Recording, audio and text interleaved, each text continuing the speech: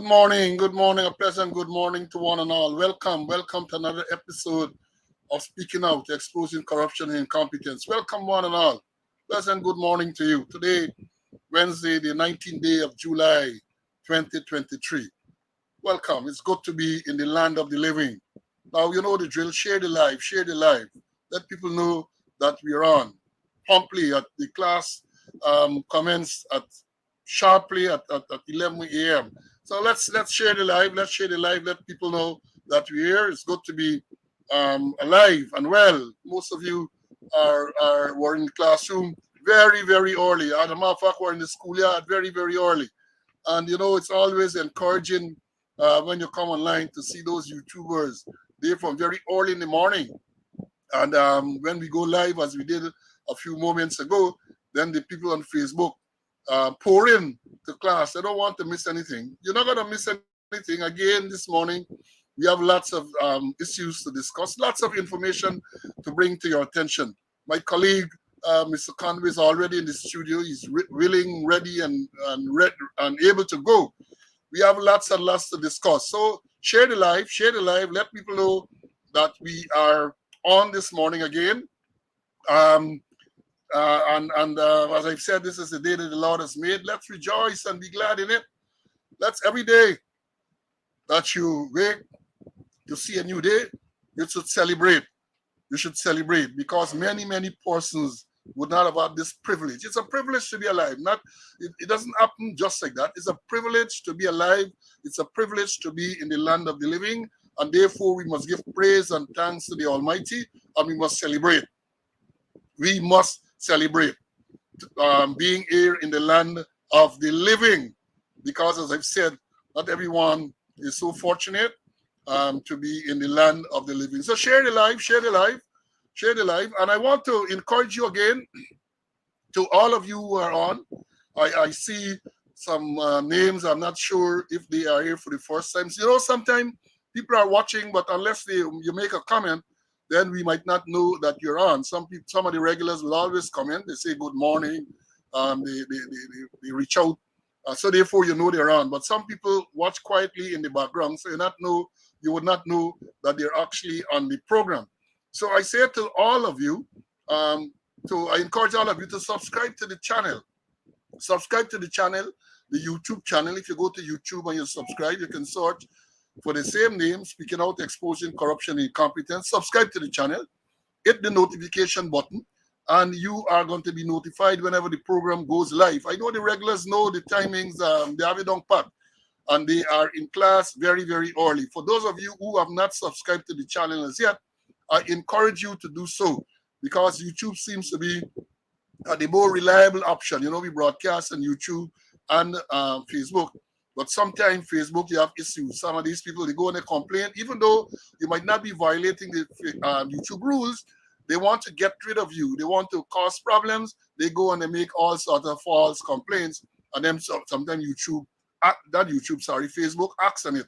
So I am telling you, the best thing to do is to go to YouTube, subscribe to the channel, and you have options. So if anything goes wrong with Facebook, you have options. The YouTube, you can go and you can watch the program.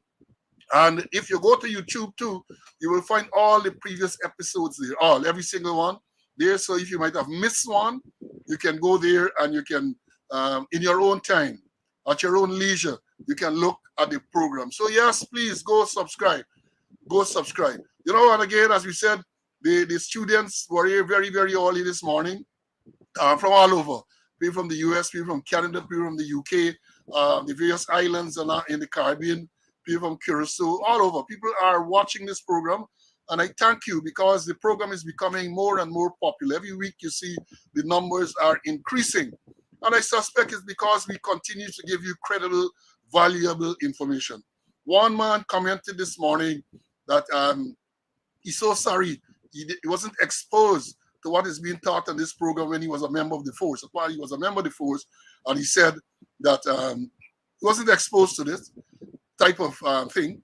I met a sergeant some months back, and he told me the same thing. He said some of the things that are discussed on this program, he has never been in a classroom where these things are told to him. So we'll continue to try to educate and inform.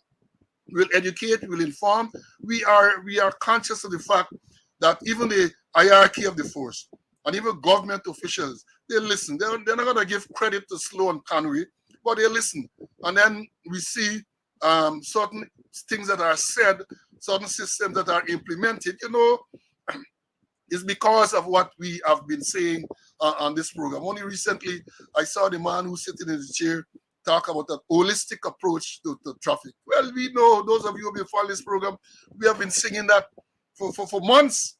For months on end, we have been saying that you have to have an holistic approach to this traffic situation. No piecemeal effort will go. So, yes, good to be here. Share the live, let people know that we're on. Subscribe to the YouTube channel, and let's go. I think a good place to start normally is the roll call. Some people say, well, the roll call take up time, but some will say roll call is important. And again, I want to say that when you look at YouTube, when I looked at YouTube, you can see some people making comments very, very early. As early as 2 o'clock this morning, I saw Tony Peters making a comment, but when you go online and I sign in, he wasn't there. So I saw the first person that came on this morning when I signed on was, as you can see there, at 5:51, Cecile. Then we have Colin. Colin is out of Queens. He came on. John is a regular. He was here this morning. Sean, welcome, ex-sergeant. Always with some good advice and guidance to us. Yvonne came in next. Bort came in. Machu came in. Who else? And let's go. Anthony came in as well. Kenneth came in. Kenneth takes from Maryland. Anthony. Then we have Hazel. Aileen, umpire. How you doing, girl? Glad to see you on the program. Always here. She's a regular too. Edward was here. Como was here, 8218. I remember the number very well. Then Winston always says he's from Ontario, California. He was here. Evangelina came in. Then Wayne, even though he didn't say it, Wayne is from the UK, a regular, so I know. Family Music came in next. Then we had Carlisle. Tessa, all the way from Florida. Welcome, Tessa. Welcome. Princess, hey, what Princess says here, man. CC, what's your Princess saying? Princess Lamar Springs, PCC said, good morning. I'm waiting to fall into class. Good morning to Minister of Home Affairs, Mr. Paul Slow, and Parliamentary Secretary, Mr. Conway. Have a pleasant day. You're making joke at our expense, man. Then we had Pamela that came in next. Shatred came in. Shatred said, I can't read what he said, but you're going to see there for yourself what Shatred said when he came in. Then we had Derek, Chatty, welcome, Chatty. Patricia G, welcome, Patricia, welcome. Oren was here. Isabella, another regular, was here. Jean came in at 8:33. Then Terence, 9795, always proud to announce his number. He's from Canada, Toronto, Canada, old police. We all were at the TSU years ago. Then we had Jerry came in next. We had Maureen came in. Then Abdul came in. He said, oh, good morning. This is Old Traffic. Abdul, I remember you very well, man. The Old Traffic Police Sagan from Brickdam. I remember you, Abdul. I also remember your partner, Talby Ross. I remember very, very well. I got good memory, The Lord has blessed me with good memory. Welcome, Abdul. Good to see you on program. Then I had my squad mate, 9414, came in next. He's from Arizona. Speaking truth to power, was in class. Jacko from Georgia came in. The Buxtonian Clark Thomas, 9342. All of us were in the TSU together. He came in. Brennan came in next. Then we had Barbara B. Then we had Leon. Leon is an old man. Leon worked with me for years. 10025, Leon. I remember the number too. Then we had Kevin. We had Brian. David came in. Sandra. Jakey from Maryland. Jakey is here from Maryland, always. Well, you had Vibert from the East Bank. Craig, I think he is from. Monica came in there. Then Derek Teach, I forget one of those days. I can tell the story by that BV story. You remember a traffic man at BV? One of those days. But I ain't ready yet. Then we had Gordon Collins. Gordon Collins says that his regulation number was 6659. The old police, I remember 6660 was Joe Reese, the boxer. Those people from Terrence and those people from the TSU old days, Tessa, and they will remember Joe Reese, big strong Joe Reese, the boxer. We had Pauline in from Oak Town. Welcome, West Coast Barbies. Then we had Doreen, my squad W349. She's from Canada as well. Then we had Marilyn, Courtney came in. Then we had Van Born, we had Emerson, and Van Born says here from Stroudsville, west, across the river, people from West Side and the house. Then we had Emerson from Canarsie, Brooklyn, Chilo, roaming all over, Chilo from all over, he was here next. Then we had Isabella came in, Philip came in, Orion was in class, Orion is from the UK. Chicken, how are you, my brother? Then you have Ilundaya, I won't pronounce it correctly. Then you have Tish from Brooklyn, old man from Old Police. He spent a lot of time at Linden. Then when we went to YouTube, Aunt John was here. Orion Newton is here. Winston, Rawl, we had Sandra, Rashley, Janice, Charlene was here. And it goes on and on. Valita. All those persons are here. Well, so welcome. And let me make a start. Let's make a start. As I said, my colleague is already here. Let me make a start. Where should I start? Let me check my notes quickly. Now, the first place to start really is to I want to make a clarification for something we said last week. You know, last week in announcing deaths, we did announce the death of retired Sergeant Easton Gregory Nister, an old man from the Mounted Branch. And we did say I made a mistake with his regulation number. His regulation number was 10746. I made a mistake and I said 0746. And the owner of that number, 0746, met me last Saturday and rebuked me for saying that she's a female, that she is dead. So I had to apologize and check it back and discover that I, in fact, did make the mistake. Instead of saying 10746, which was Nestor's regulation number. So apologies to, well, the family of Nestor for giving the wrong number. And apologies for the policewoman who bucked me up for calling her number saying that she dead. But it was all in good spirit and in good faith. And a correction too, because we had indicated last week, and that is the information we got from the relatives, that he was to be buried, I think it was Saturday gone, but they have said there was a change in that. And he will now be buried on the Saturday 22nd, which is Saturday coming.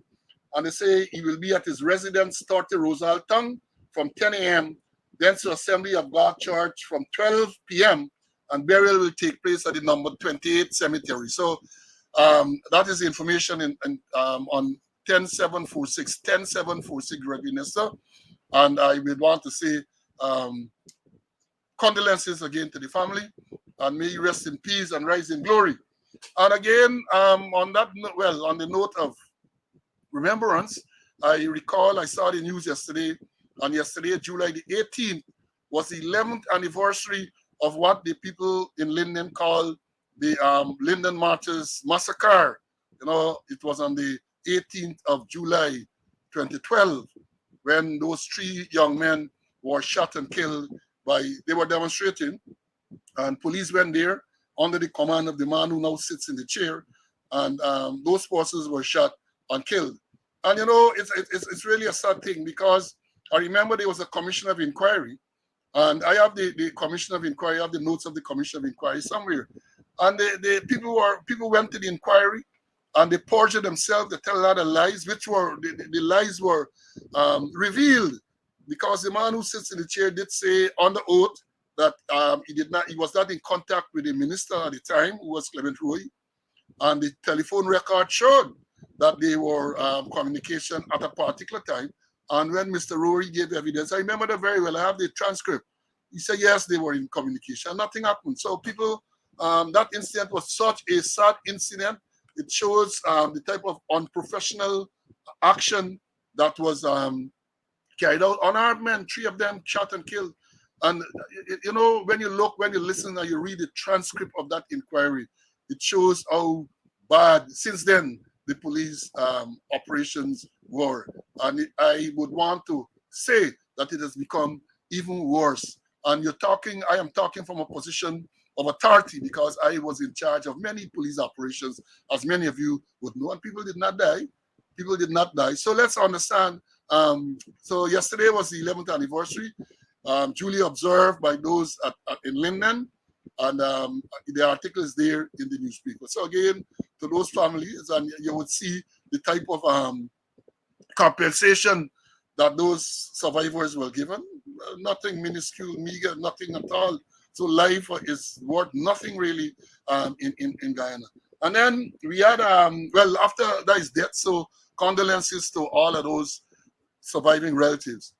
And some birthday, today, on a happier note, today is the birthday of an old TSU colleague of mine, 1972 McDonald, Conway Scotty. We used to call him Roberto Flack, man from the Arms Room. He lives now in Antigua, I think. Today is also the birthday, about anniversary of former director, retired director of prison, friend of mine, Mr. Byron Henry. Then my nephew, Kevin. Happy birthday, Kevin. Hello, today's Kevin birthday, man. Happy birthday to you, Kevin. And I want to say belated birthday greetings to former TSU rank, Reginald Weeks, to Poco 9707. But I don't know how I missed out this thing last week. The birthday was since I think the 6th, we had a party on the 7th.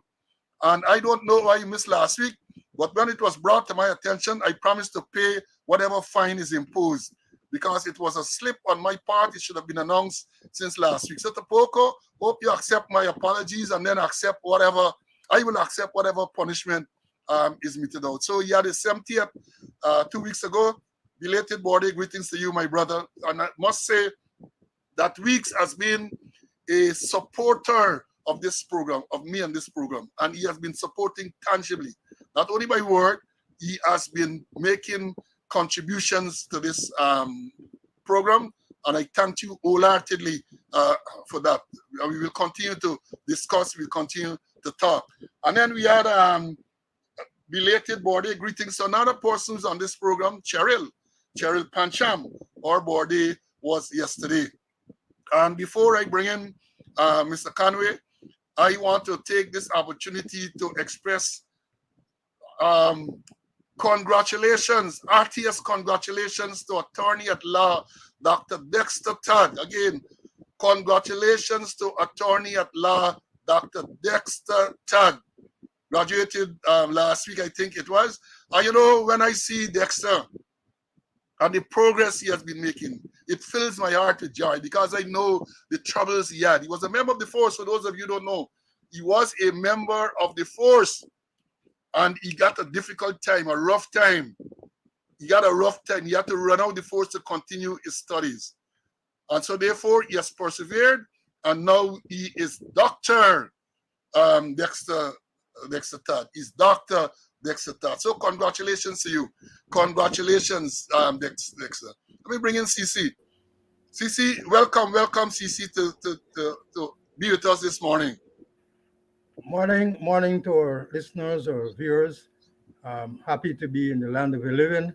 Happy to be here to do God's work. And I wish to also pass on my congratulations to those persons who have passed another milestone. And also congratulations to Dexter. We knew the difficulty he was in. Remember, he was at headquarters and then going to UG, and they transferred him to Latam.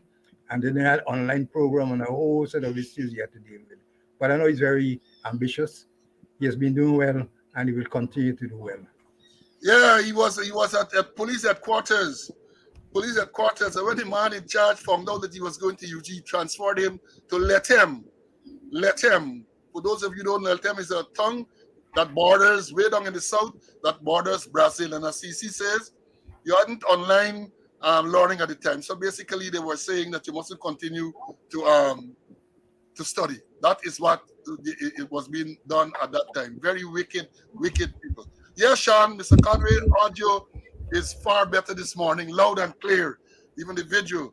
Right. So yeah, and then for those that know JK and all of these people who are here, well, Lado, you skin up the thing. Lado said he was Henry Green PSC. You're correct. He was. He was the personal assistant to the then Commissioner Henry Green, and he was transferred. Right. So that is the thing with it. Um, for those sports fans, Lado is one. Let me start with the depressing news for us. I know you would have followed the first test between West Indies and India. They beat up. If you say that you're surprised, man, I will be surprised at you. If you say that you're surprised at the results, I predicted that. I said anytime West Indies bat first, 3 days. And that is exactly what happened. Then the Sri Lanka and Pakistan. Now going on in Sri Lanka, I see at the end of the close of play on the 4th day, Pakistan needs a further 83 runs to victory only tomorrow. They have 7 wickets in hand. One would expect Pakistan to romp home there. And then, of course, we have the 4th Ashes Test match going on. England right now, Australia batting. And the 4 wickets down at T.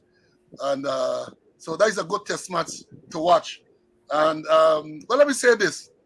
I'm not a supporter really of the English team. I looking at good cricket. But I can tell you this, that the English have been very, very fortunate and lucky so far. They've had the conditions in their favor. All 4 test matches so far, they have won the toss and inserted the opponent in favorable bowling conditions.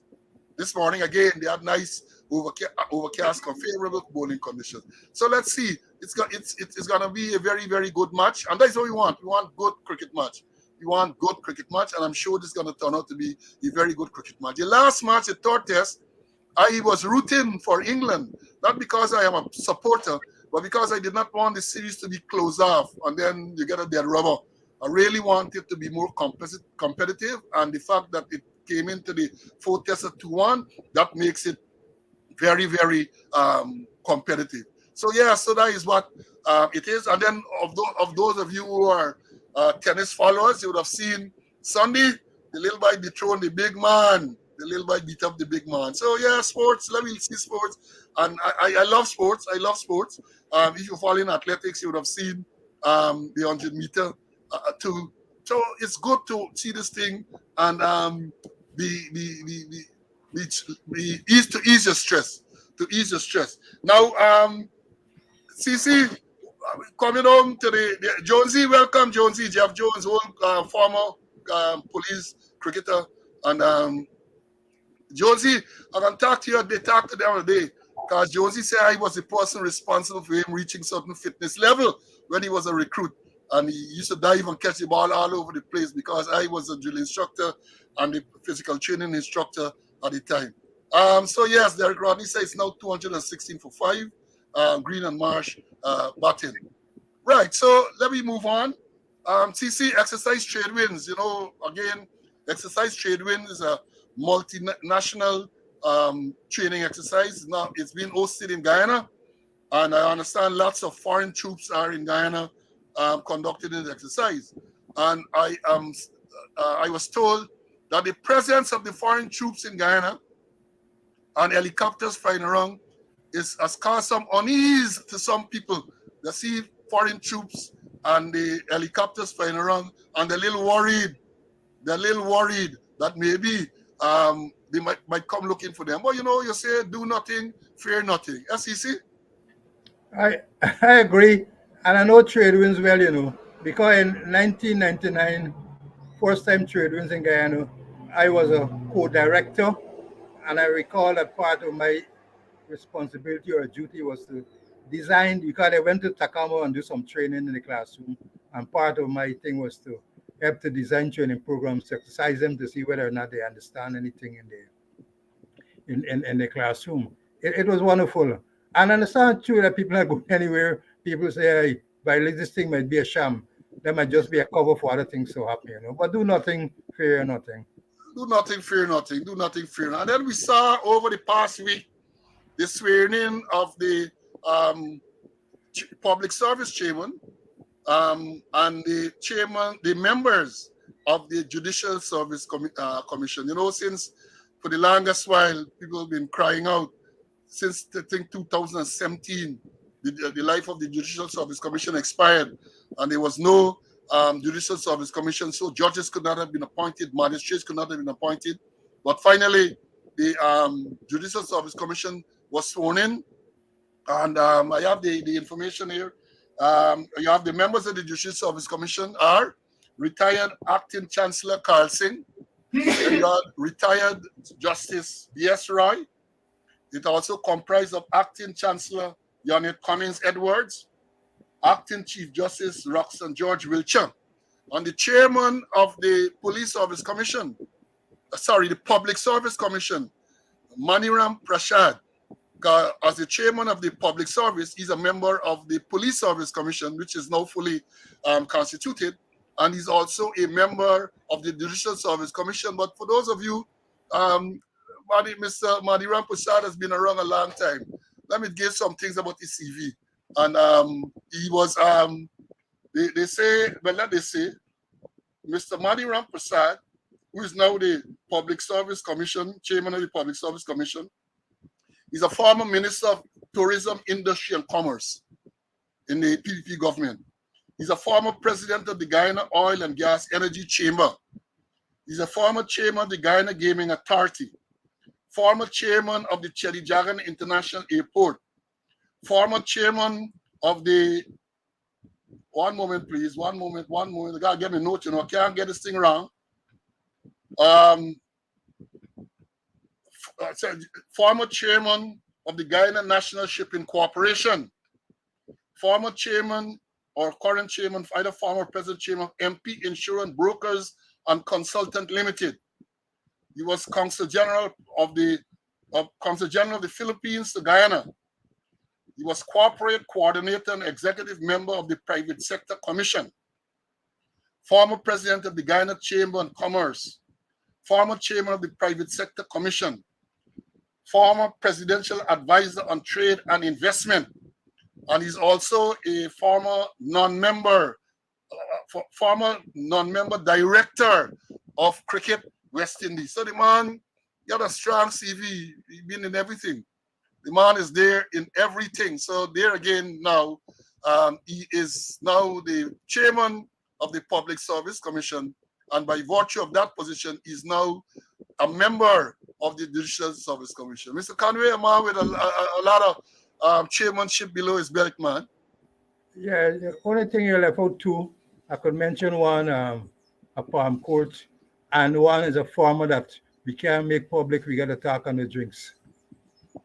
Yes. So yes, I think he has his family has interest in Palm Court. So let's see, because as was said by Mr. Ralph Ramkaran a few weeks ago, there is a problem in the dispensation of justice. We have been experiencing that all the years. You have to wait for matters to be tried. Because they have a shortage of judges. My understanding is that there should be a complement of 20 judges in the High Court in Guyana.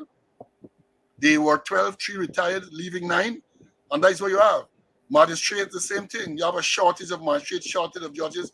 So matters have to be drawn out because the workload on the current judicial officers is very, very heavy, and one cannot blame them. You have to blame the system. They like to say, let the system work. Let the system work, but that is what it is.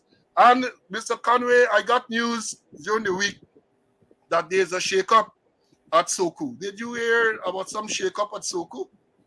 Yes, I heard, and your friend or the superintendent, I think he was an ASP then, who told the lawyer that counsel got to get counsel, and who unlawfully arrested her, and where the acting chief justice was very critical of his action taking, that he doesn't know his general powers of arrest.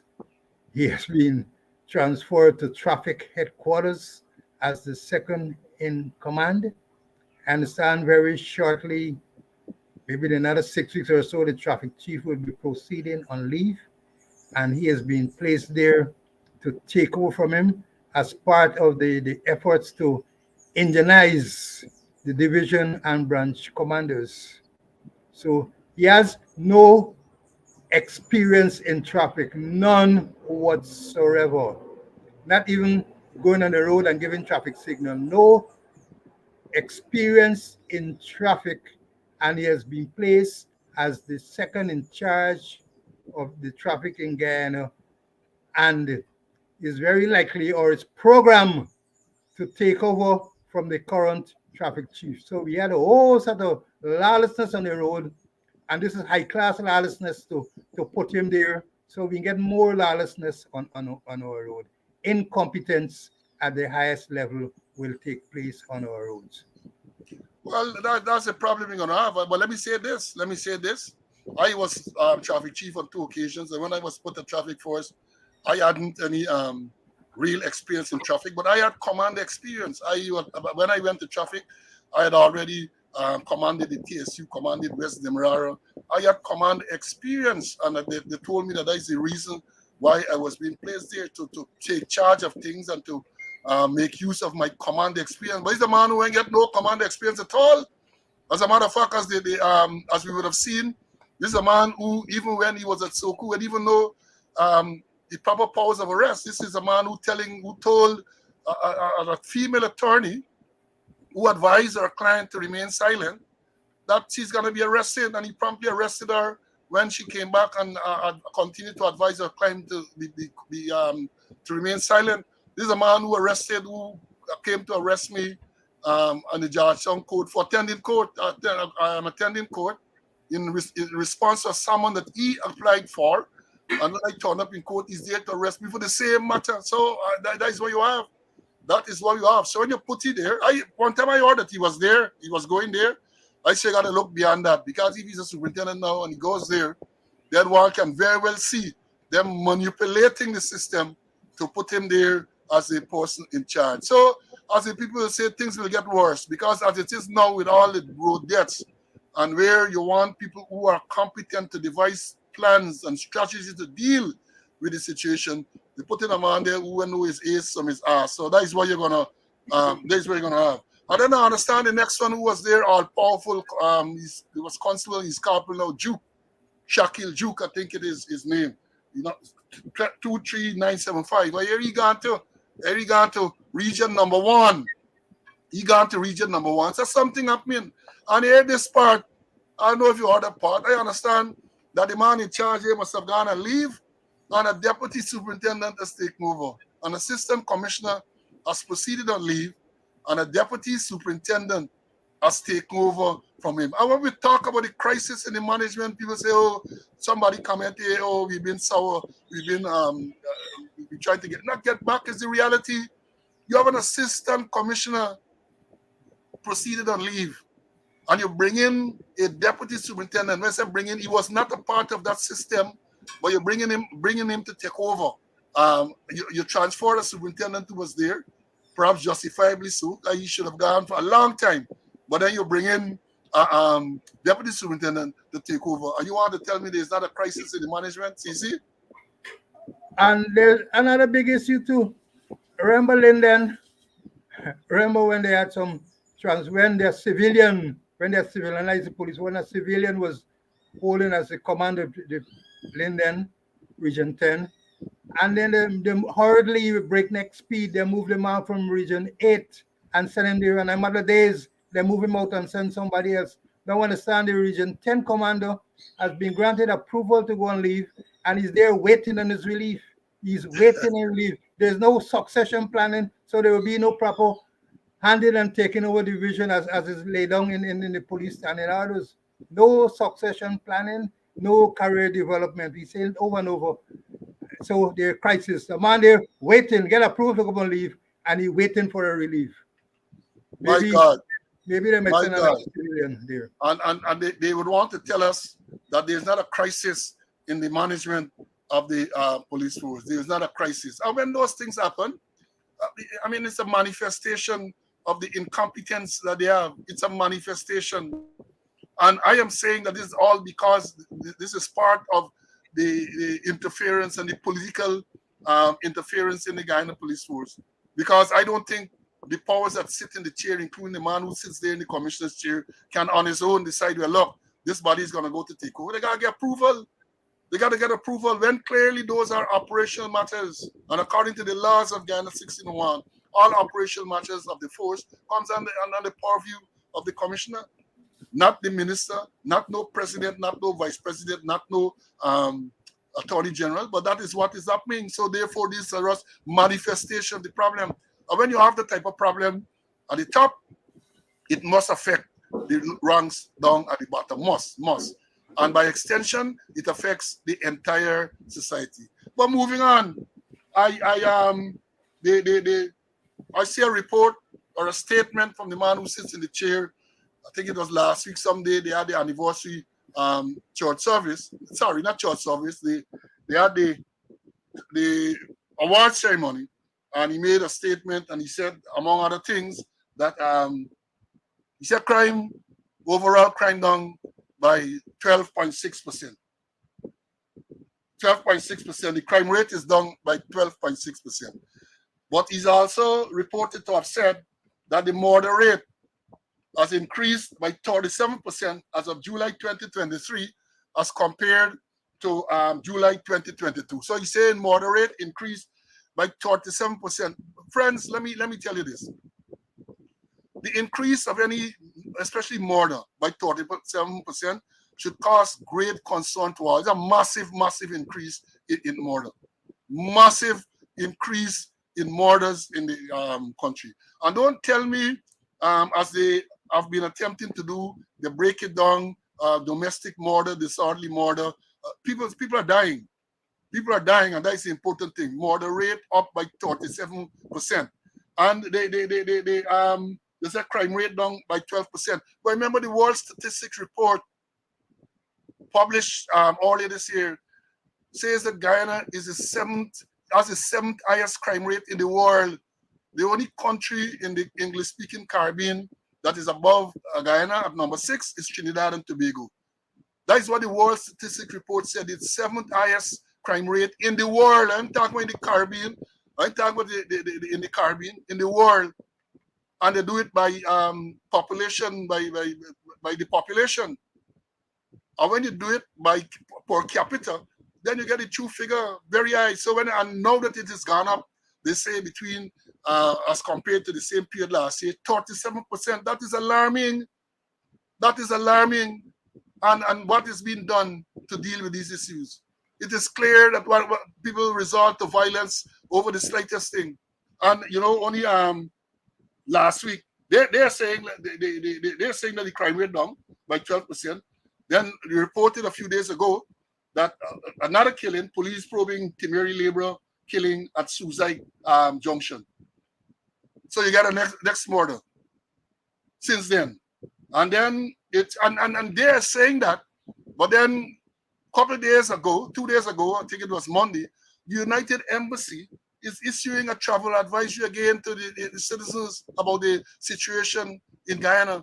So they are singing that crime is down by 12.6%, and the United States Embassy in Guyana issued a release on Monday, I think it was, dated Monday, to tell people that, hey, watch out about the crime rate in Guyana. So who the fooling? Who the fooling? See, said, I know you want to talk about the crime rate because the whole thing is that when they talk about crime, they only list certain categories of crime, a very narrow category of crime. And CC, what your views? Yeah, Paul. The thing is that they have 11 categories of crime that they are checking on. And this was done since over 30 years ago when my commissioner, Larry Leland Lewis, was in command of the force. And he listed 11 categories what he considered at the time as serious crime. And let me give you them. Murder is number 1. Number 2, robbery. Number 3, robbery under arms where you use guns. Number 4, robbery under arms where where unknown weapons are used. Robbery with aggravation. Robbery with violence. larceny from the person, rape, burglary, break and enter larceny, and kidnapping. Those are the 11 what they consider serious crime they are analyzing or they are reporting on. So other crimes like, apart from rape, crimes under the Sexual Offences Act are not analyzed. Trafficking in person not analyzing. Drug trafficking isn't anywhere there. Dangerous drugs isn't anywhere. Felonious wounding isn't there. Also, the one that they like to use conveniently, cybercrime isn't being analyzed. Terrorism isn't being analyzed, and they're charging people for terrorism.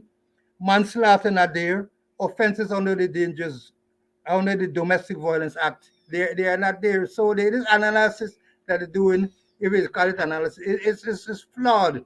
And what they're doing, they're cocking the figures. They're ghosting. And we always got to look at what we call the dark figures in crime. There are certain crimes that are not reported by persons, and they're cocking the figures to look at it, look good there. But don't put in this one gonna make me look bad. If you look at the least recent incident, we can talk a bit more at Breakdown Police Station, where they let some guys set some toilet paper on fire in a mattress. And what they said that it was recorded in the station diary. So they're hiding crimes. They wouldn't be called as crime. They're hiding crime in the station diary. Crime is gonna be recorded in the crime book. So when you check the crime book, you wouldn't find that because it is lost away in the station diary or it is lost away in the number two book we call it the occurrence book. And they're not doing proper analysis, Paul. They need to do no don't look at figures increase and figures decrease. And according to Karen Hess and Wayne Bennett, they wrote a book, Management and Supervision in Law Enforcement. And here what they say, low crime rates doesn't necessarily mean that a police agency is effective and efficient. High arrest rate doesn't mean that the police are doing a good job.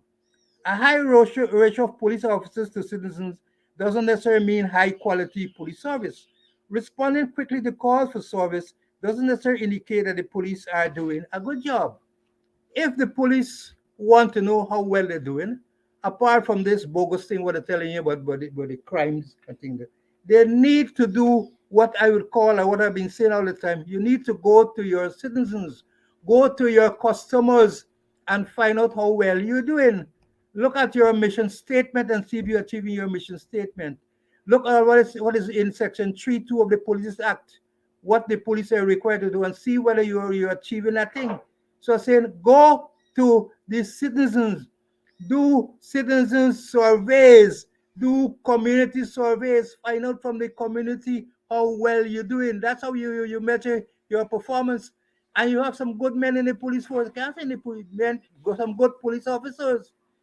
They got people like Paul Williams, there's Deputy Commissioner Dr. Paul Williams, Senior Superintendent Azor, another superintendent, I can't remember his name or phone. Those people are locked away in another government department doing what I don't know when they should be in the police force. Use your university graduates and do citizen survey. That is how you measure your performance. Not about this statistics that they put in this bogus statistics they put in there. And everything they're saying, crime down by X amount of percentage, and murder, the number one crime, is on the increase. And also, we have the seizure of firearms increased by 16%. And you not only look at crime, you go look at the fear of crime. And the fear of crime is there. Paul, you mentioned that the United States recently put out an advisory. The fear of crime is there, not only crime, but the fear of crime. And don't bring no stats and show me. Do proper analysis. Look at trend. Look at pattern. Ask yourself, is this a series? Is this a series? Is this a spree? Where are the hot spots? The action taken to reducing crime has got to be data driven. do what we call a 3D analysis, data-driven decisions. Use the data and use your human and other sharpen your human and other resources to deal with the situation. But no, crime gone up by uh, crime more gone up and crime on a decrease. And then you're only using 11. I repeat, you're using 11 what you call serious crime. And that was since over 30 years ago. Crime has evolved. Things have changed dramatically overnight. New laws have been instituted to deal with new crimes, serious crimes. And then you only giving me 11? But give me a break. Yes, my brother. Yes, and let me show the viewers this. I mean, they're telling you about the crime, and the fear of crime is real. And this is a incident some of you might be familiar with. Where let me show it, and then we're going to talk about it a little.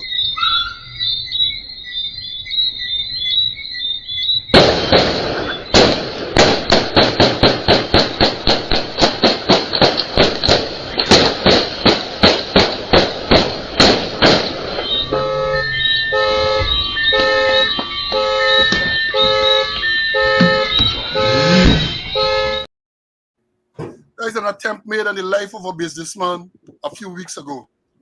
Folks, that is in Campbellville. That is in Campbellville, where an attempt was made on the life of a businessman. Let me show you another angle of this thing. This one doesn't have audio, but you will see what's happening here. Look at it again. Look at this one.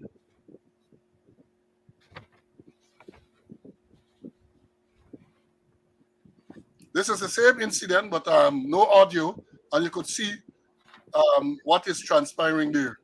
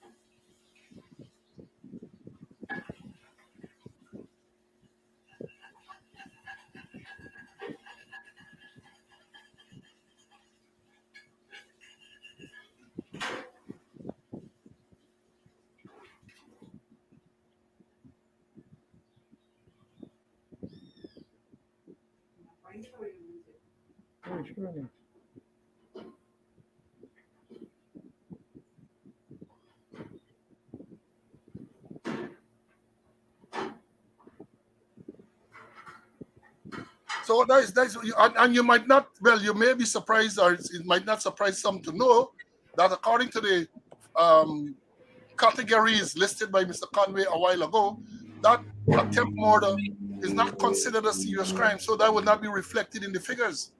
Attempt murder, which is clearly was, there you have a man rolling up with an assault rifle trying to execute an ex-man. According to the 17th Stabrook News editorial entitled "The Gunman in the Yellow Raincoat," they're saying that during that incident that you saw there with all the rounds firing, said the police said, processed the scene and 27.223 spent shells were recovered, and 99 mm spent shell were retrieved from the victim in the victim's car. Retrieved from in the victim's car. So you had 27.223 and 13 9 mm shell recovered from that scene. But as according to the police, that is not considered serious crime, because attempt murder, which it clearly was, and then Sean say it looked like an AK-47. Well, they said the caliber is 223. So if they recovered 223 spent shell, more likely it's an AR style assault rifle, because the AK-47 is 5.56 by 39, a different caliber. So if you're saying that you recover 223, then you're talking about an AR style firearm. And we'll have the 9 mm pistol, one can assume, because the report did say that the victim or the intended victim was a licensed firearm holder, and he discharged rounds at the assailant, and the man fled. And 13 rounds, so one can then assume that he fired the 9mm pistols were from his pistol where he fired at the man. But in order to go on to say in the same article, they said more than 10 days later, the public has no idea about the gunman or the driver of the getaway car, even though the vehicle has been found abandoned. So they say that the vehicle found abandoned and no further information. They said the attempted hit by the man in the yellow falls into the category of high crime that the police are wholly incapable of solving or do not want to. That's what their editorial is saying. It falls into the category of high crime. I would more say serious at an I, but as I said, that is not attempt murder is not a category the police report on. So if the man had died, then I guess they're gonna put it down as a murder. But the fact that it is an attempt, then it is not put down as a murder. They go on to say that even though they are in possession of the getaway car, the police seems completely clueless about the perpetrators, or at least they seem so. They say if there had been a qualitative improvement of policing over the last decade or so, immediately after the shooting, there would have been extensive tracking of escape routes for the perpetrators through the state's supposedly ubiquitous cameras. They said they get cameras all over the place.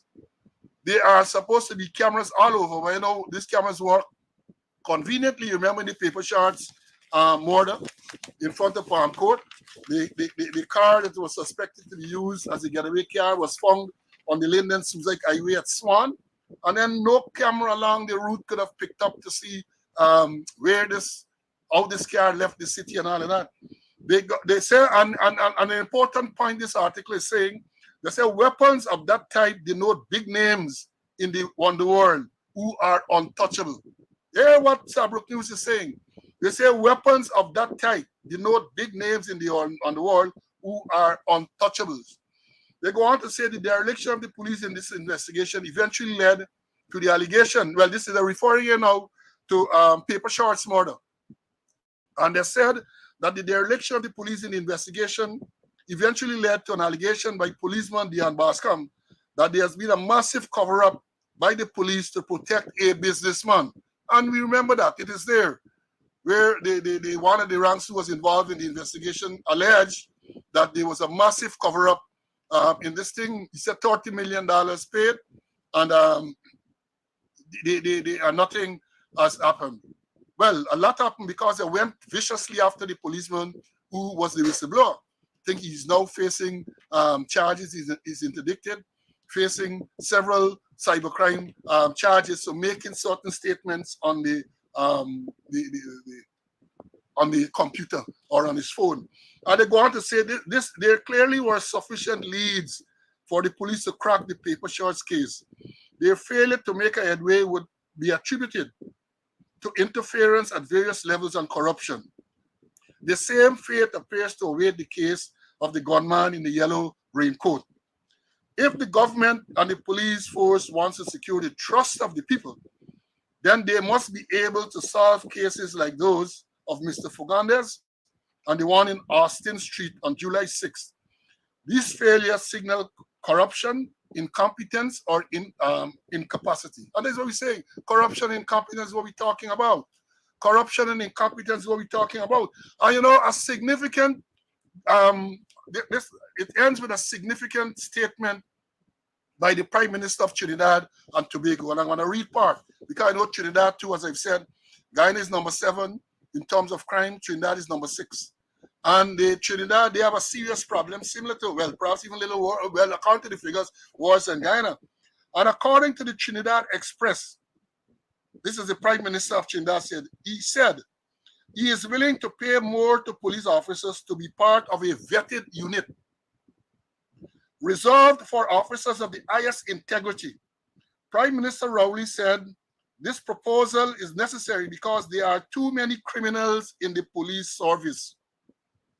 He said there are too many criminals in the police service. He goes on to say, I was in a meeting with the Minister of National Security, that is the equivalent to our Minister of Home Affairs, and our exports and the American exports, where the American government has undertaken, and we have agreed to accept it, to create within our police service what we call a vetted unit.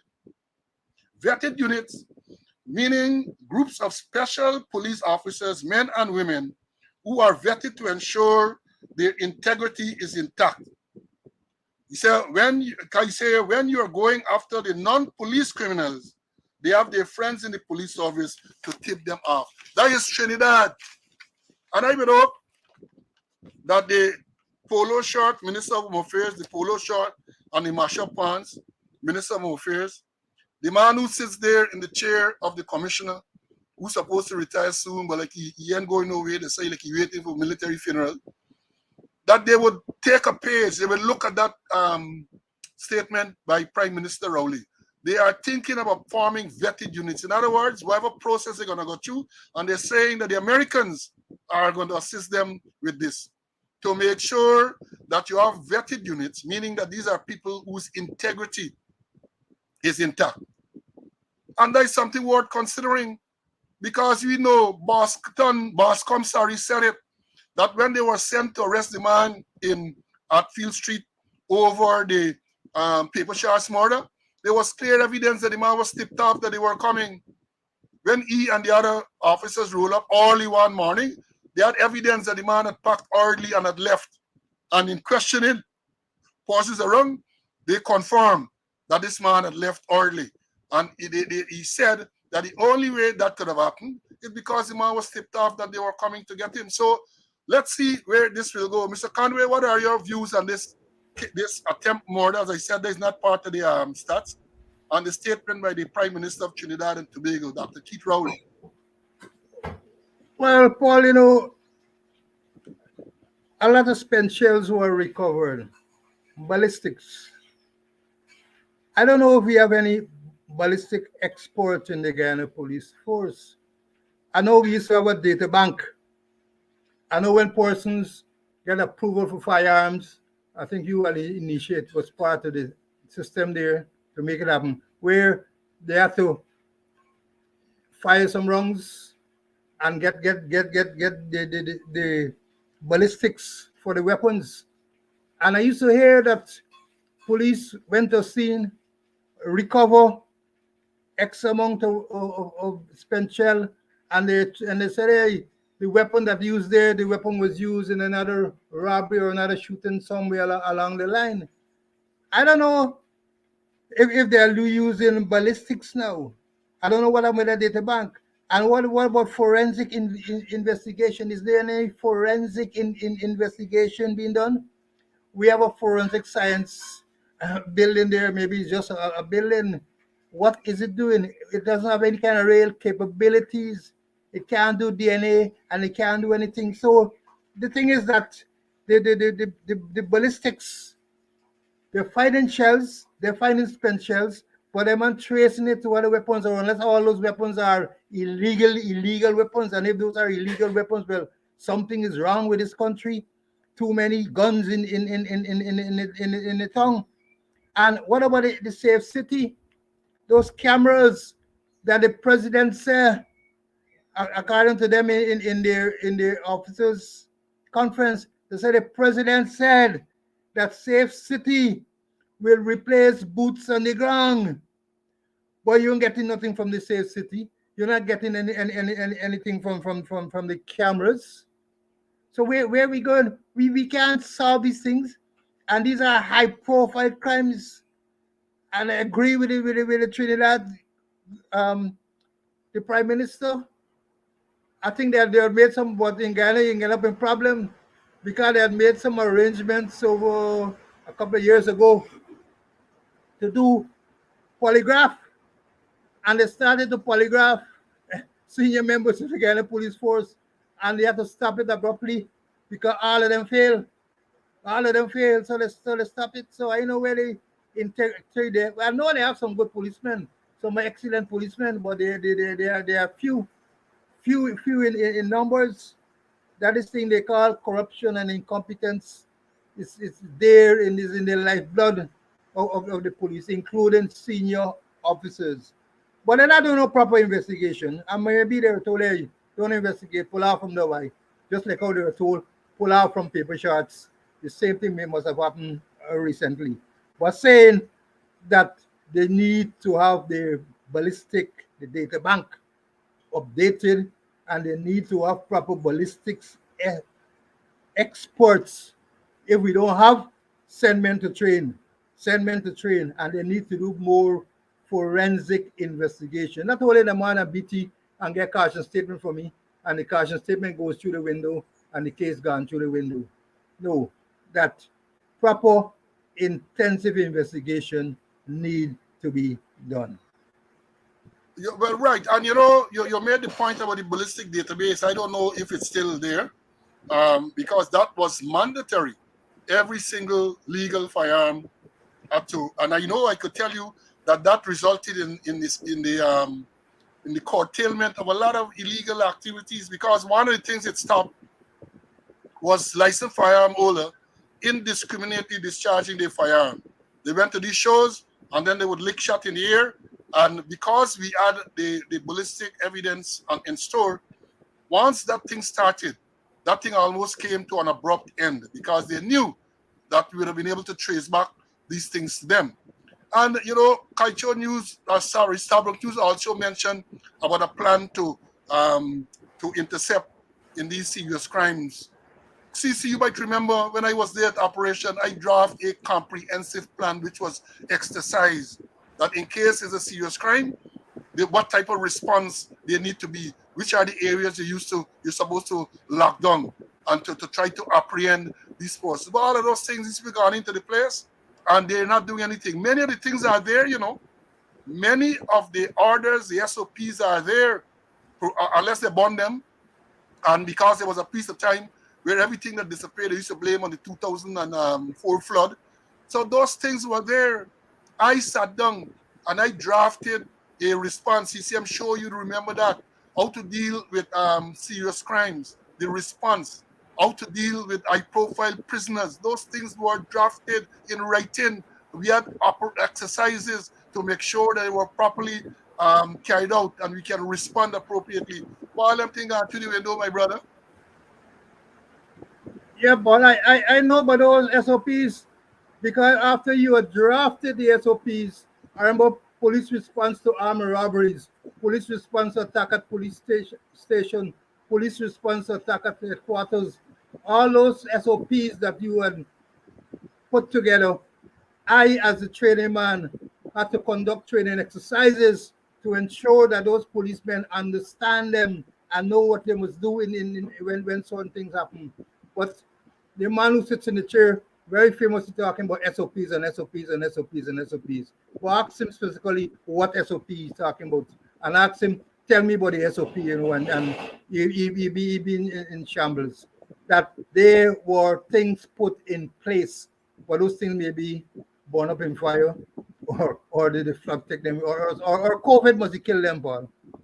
Well, let me tell you this, because when you talk about SOP, you gotta tell them what I mean. Because SOP, according to you and I, we talk about standard operational procedures. Them SOP must mean stupid old police. That is what the SOP stand for. So it's not the same thing we're talking about. But I know that those things were prepared, and I know those things are somewhere in the place. I know many of those things, if I should check my library and my archives, many of those things will be there, because as you would recognize, I'm a man of record. I am man a man of record. Those things will be there. Those same things that I prepared, they are likely to be there. Well, let me move on, CC. Let me move on. You alluded to the fact that we still get a lot of accidents on the roads. A lot of accidents. Let me show. Well, they said too, before I show anything, in the same statement by the man who sits in the chair, they admit that road fatalities increased by 31%. By 31% as of July 2023 as compared to July 2022. So you had more increase by 37%. And fatal accidents, it's a fatality, it's not accident, fatalities, and people die, increased by 31%.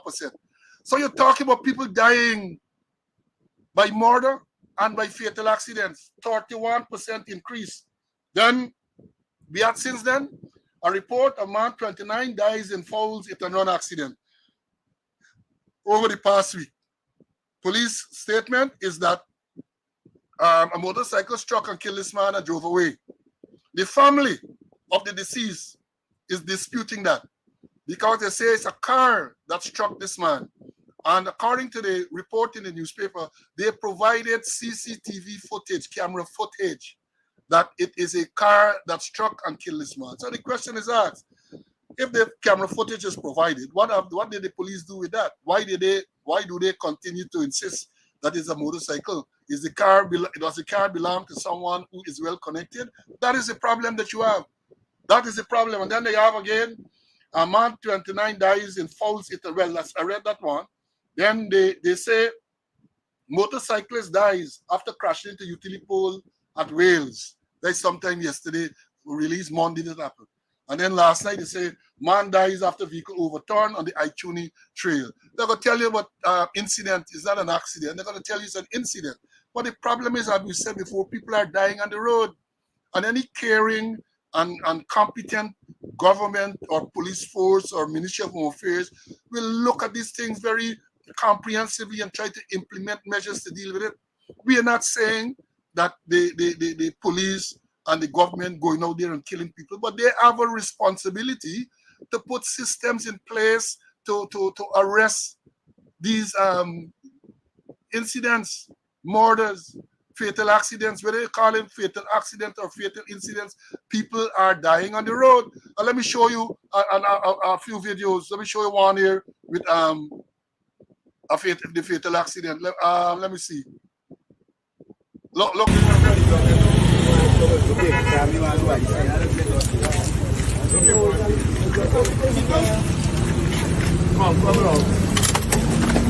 Three paramedics them doing?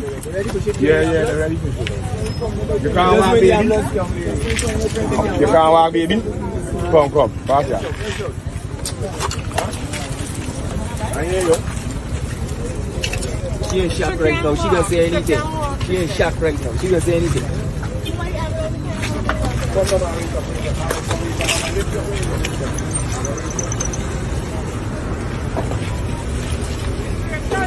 Hurry up!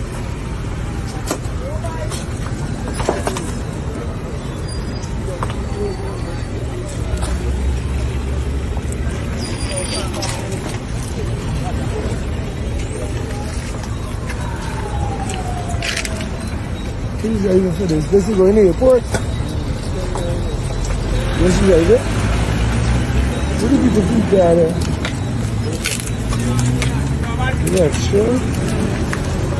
This them in the ambulance, huh? Drive up. Y'all ain't going nowhere. Hey. You ain't going to hospital? That will easy, right? Hey, don't wait for me, man. Hey, move down, don't move. You breathing, buddy. Nothing wrong. You breathing. You man breathing, buddy. Alright, humble, man. But you got a whole big bus in the air. The man got big bus in the air. Not the man, nothing like the man in the air, but. I got quality for this, man. I got quality for this, man. Just take down Hey, watch, hey! The paramedics coming. Hey, why the ambulance coming there? Let them. Let the ambulance just come there, what? Let them take out the man, hey! Let her pull forward the seat still. Let her pull forward the seat. Where the girl there? We pull it up.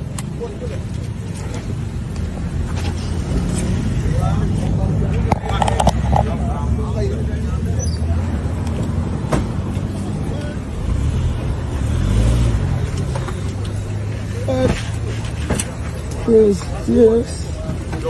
This is fucking madness. Shiny like that, people going out there, man. Shiny like that, people going out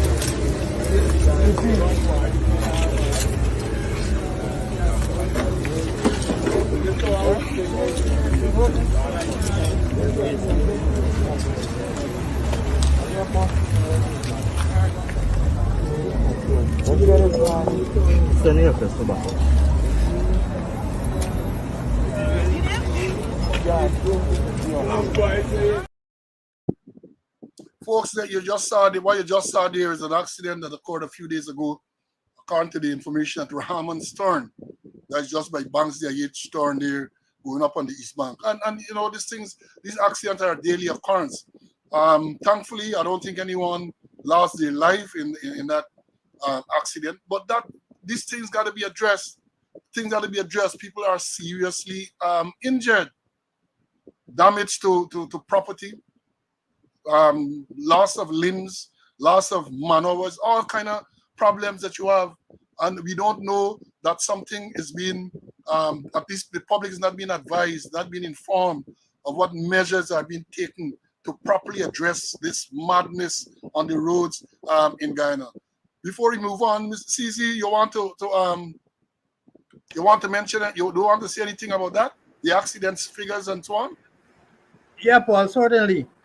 Now, there was an article in, I think, in Monday's paper, Stabrook News, and it quoted Hicken extensively,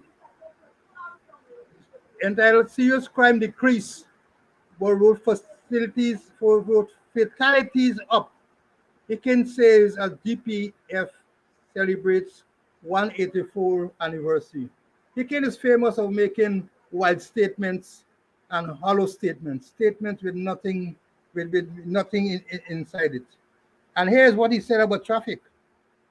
Fatal accidents have increased from 54 in the previous year to 65 to date. This is expected to be addressed in a holistic way with partners, stakeholders, and ministry. Within 3 weeks, he said, a traffic plan will be rolled out, which will include a focus on education, signs along routes, and enforcement. A symposium will address some of the issues deriving from the officers' conference. Total nonsense. And I would question these figures. There are more than 68 persons died as a result of road accident. I think the figure is 102 or thereabout. But what they're doing, they're cocking it, and they're talking about, instead of fatal accidents, they're talking about fatal incidents. And when your analysis is flawed, your solution to the problem will definitely be flawed also. They're not really addressing this thing holistically. We say address it in a holistic way and put out a plan within 3 weeks. But they have a strategic plan to deal with traffic, but it's totally flawed. I remember when Larry Lewis brought Dr. Aubrey Armstrong to Guyana to talk to us police officers in terms of strategic management. Dr. Armstrong told us one thing. He said any strategic plan must be SMART, S-M-A-R-T. It must be specific, it must be measurable, it must be achievable, it must be realistic, and it must be timely. And the strategic plan that the police get, maybe in another episode I deal with it, it is totally flawed. It is not smart. They have no midterm solutions. They started it in 2022, and so far they have not achieved a single milestone. Not a single milestone they have achieved. everything will happen in 2026. No short term, no midterm, but everything will happen in 2026. So they go away the wrong way to deal with the traffic. And in dealing with traffic, as I mentioned in crime, it has to be data driven. Examine the stats, have the stats available. I said in a previous program, they must have a integrated traffic information system where all the information comes in terms of the accidents, the time it happened, the place, who are involved, and a whole set of things must come together at a central base and be analyzed. And based on those analysis, you make your decisions. But traffic is in total chaos. They got a traffic chief there. He's a good man. He has good intention, but they give him basket for fetch water for bait duck that's swimming in the pond. Since before Ramana went there, imagine the traffic chief is there and nobody else in Keki there. Not an inspector, not an ASP, not a deputy soup, none. So you have to be dealing with sergeants and corporal, and that is traffic headquarters. So the whole thing, what can I say, it's trash. It's trash. They're going to focus on education, science along routes. Maybe they might put people to line the routes and enforcement, and a symposium is to derived from the officers' conference. The officers' conference was months ago, months and months ago, and now you're dealing with issues coming from the officers' conference. And there's all sort of other things which maybe we're dealing with, which the papers quoted he can as dealing with, and they have not debunked it. A whole set of trash, a whole set of nonsense he mentioned, but we'll deal with it maybe at another episode. Well, I put up these figures there. This is what they released a few weeks ago, when they said that look, there were 102 accidents and incidents, and we have asked what are incidents. People are dying on the roads, and you're referring to that as incidents. So, and that is why they're cocking the thing, because their own figures tell you there were 102 deaths. Fatal incidents. They had fatal accidents at 65 and 75 deaths. This is what they released a few weeks ago to say 75 deaths. Now, according to what you quoted, they're now 68. So it's an evidence that they're cocking the thing. This is the police release from January to June 2029. January to June 29, 2023. They said that you had 65 accidents and 75 deaths. Then they said they have fatal incidents, 24 with 27 deaths. Now, after that, last Wednesday, the man who sits in the chair is reported to have said that he only had 68. So how it gone down? How it gone down? That is the problem, and these are things that, when you highlight these things, we have to highlight it for people to see. This is evidence of the cocking of the figures that we're talking about. This is their figures, it's not ours. Their figures that they gave to the newspaper. I got this from the release from the Police Corporate Communication Unit. So there it is. There it is. There it is. The end of June, there were 75 deaths from 65 accidents.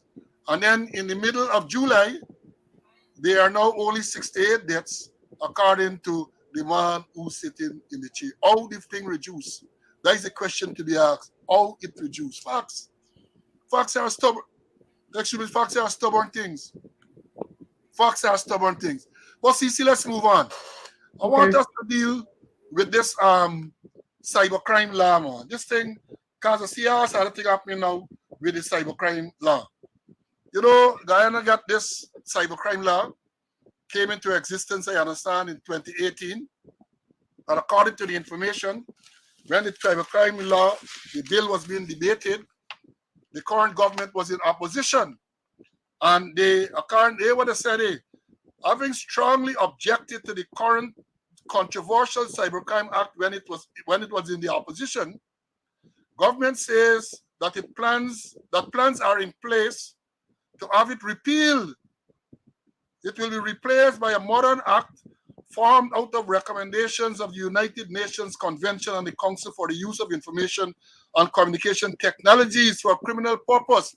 So you have a situation, let me give you all the background, where in 2018, I remember this very well, the coalition was in government and they moved to pass this Cybercrime Act. A lot of people were opposed to the provisions of this act, including the then opposition PPP. They came out to the Attorney General and they talk about this act being draconian. They talk about provisions being anti-democratic and all kind of things they said. But the law was passed. President Granger assented to this law. Interestingly, from 2018 when this law was passed to 2020, I don't think anyone was charged with any cybercrime offense. PPP came into power in 2020, 2nd of August to be exact, and they have been using this Cybercrime Act to target people who are deemed to be critical of the government. The first, according to my research, the first person they came into office in August of 2020, in September, the very next month, first man, Prince Ola, from Essequibo, Region 2, he was charged. He's a former regional chairman of Region 2, and of course, the AP and human charge.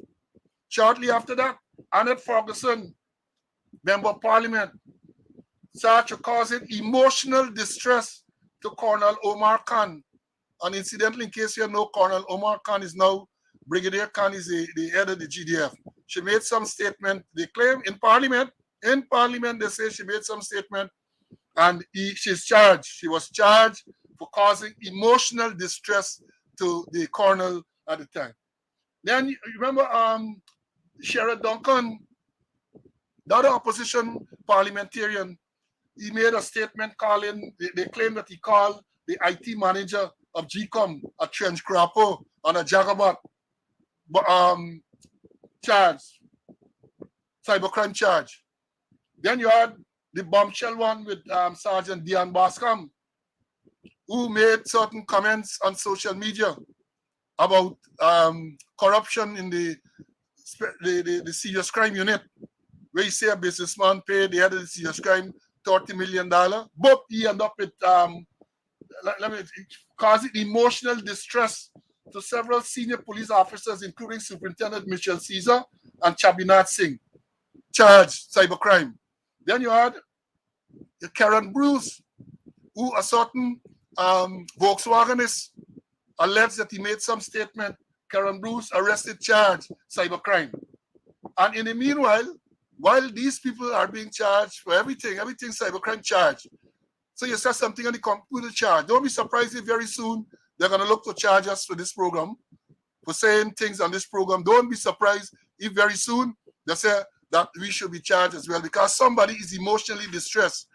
On the other hand, you had a private cybercrime charge was filed against the current crime chief. The DPP discontinued that.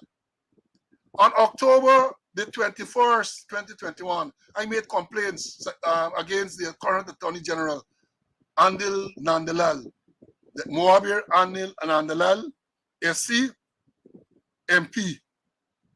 I made complaints where he, on a program on the 29th of June, 2021, Issues in the News, he referred to me and the other members of the Police Service Commission as anarchists.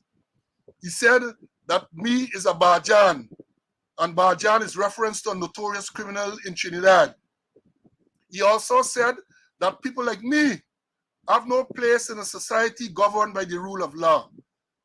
I made a complaint in the company of my attorney at the Brigdam Police Station, which was housed in the Cincinnati compound at the time. I supplied them with a statement. I supplied them with a transcript of the offending program, the parts of the offending program. Nothing. So you see how selectively this thing is done.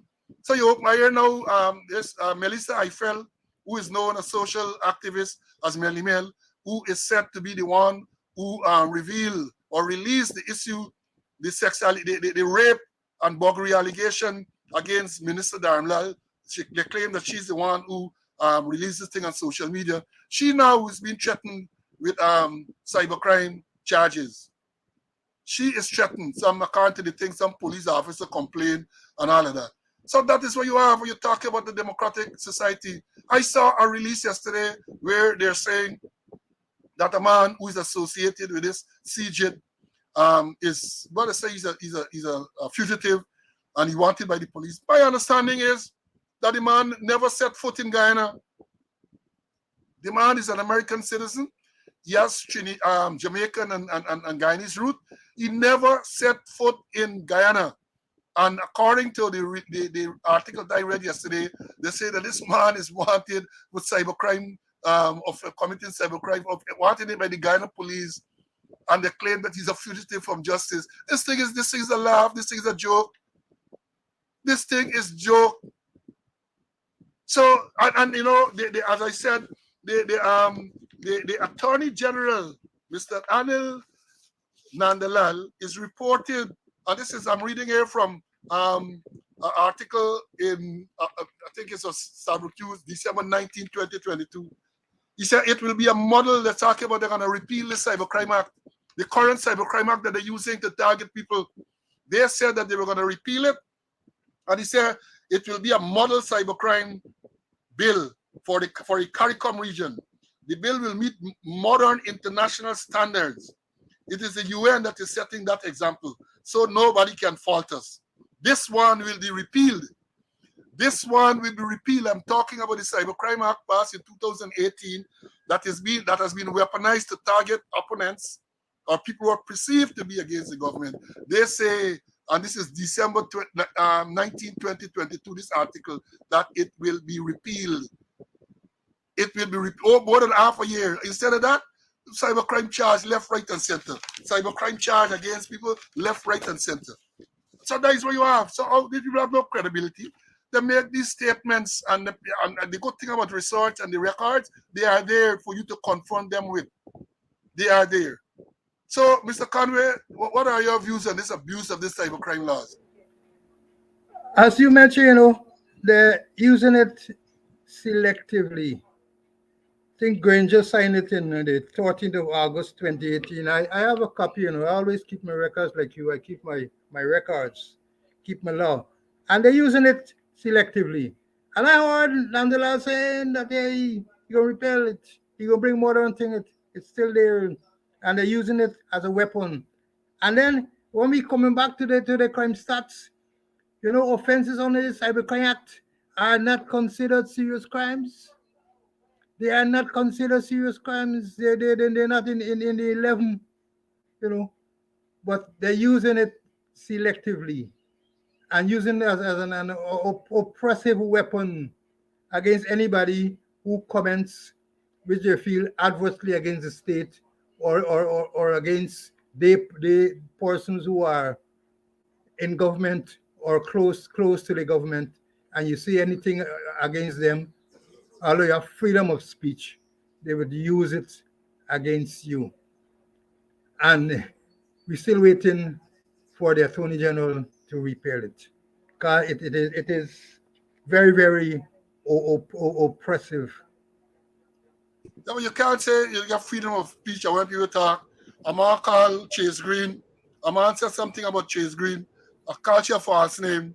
And because she's now a supporter of the PPP, she got to make a report to the police. The police arrest and charge him. And as we said long ago, it's not now. Back in everybody get false name in the country. And you call a person false name, they go and make a report to the police. The police warn the person because it is what we call it provoking breach of the peace. The police want the person to desist from such behavior, or you might even tell the reporter, if they want, they can go and take private action against the person. And if the person continues, he might put them in, very rarely would they be charged for provoking breach of the peace. But now, you call somebody trench crapper, you call them jagabat, you call them some false, it's such a switch, and the weaponized police force, the politicized police force, all you to charge. You know, let me say something. I see some Anne-Maria Passad. I know that break profile. Let me put it up. What's Anne-Maria Passad say? When you, and they can't even know the Queen's English properly. Why when you was in office, where was your voice then? I guess under the carpet. Let me tell you, ask Jack Dio. Ask your Vice President Jaglio, where was my voice? And he will tell you. He will tell you. God Judge there, so you can ask him. But let me tell you, I've always had a voice. And if you do a little check, a little research, if you are not intellectually lazy, you will see. The same name, I got the same name, I got the same board certificate. Paul Slow is the name. Same name, same board certificate. So you can check to see. So you're going to even know. Don't ask me, check and see. Now let me encourage you as before we move on to the next subject to continue to share the life. Share the life. Again, we're going into those record numbers. We're not there yet, but we're very close. We're going into those record numbers. Continue to share the live because we have a few more issues to talk. We have completed 1.5 hours. We're supposed to go around 2 hours again. Today, we try not to go long, much above 2 hours. So the next subject I want to talk about, we still get fires all over the place, fire and fire and fire. Over the past week, we received word. Well, even before we go to the fire, I read in the newspaper where 2 child rapists were sentenced to life imprisonment. Listen to this carefully. 2 child rapists over the past week were sentenced to life imprisonment. One is eligible for parole after 30 years, and the other one is not eligible for parole. So you have a situation, and I say it's Animal Farm. An allegation, a similar allegation, perhaps even worse, because these people weren't people in authority. They did not groom the victim. We have an allegation that the minister groomed the victim, raped, and sodomized the victim. And when the file went to the DPP want clarification. So the file go back. Even though at the time when the file reached the DPP, I continue to say this. When the file reached the DPP, there was sufficient evidence for the DPP to advise on the child. But no, they sent it back. And then when they sent it back now, the child said that she doesn't want to continue with the matter. She doesn't want to continue. My understanding is that the child has not withdrawn the allegation. Let me understand this thing clearly. The child did not say she wasn't raped and sodomized by the minister. But according to the information, the pressure, all hours the questioning she and all of that, she said, look, she don't want to proceed with this matter any longer. Right?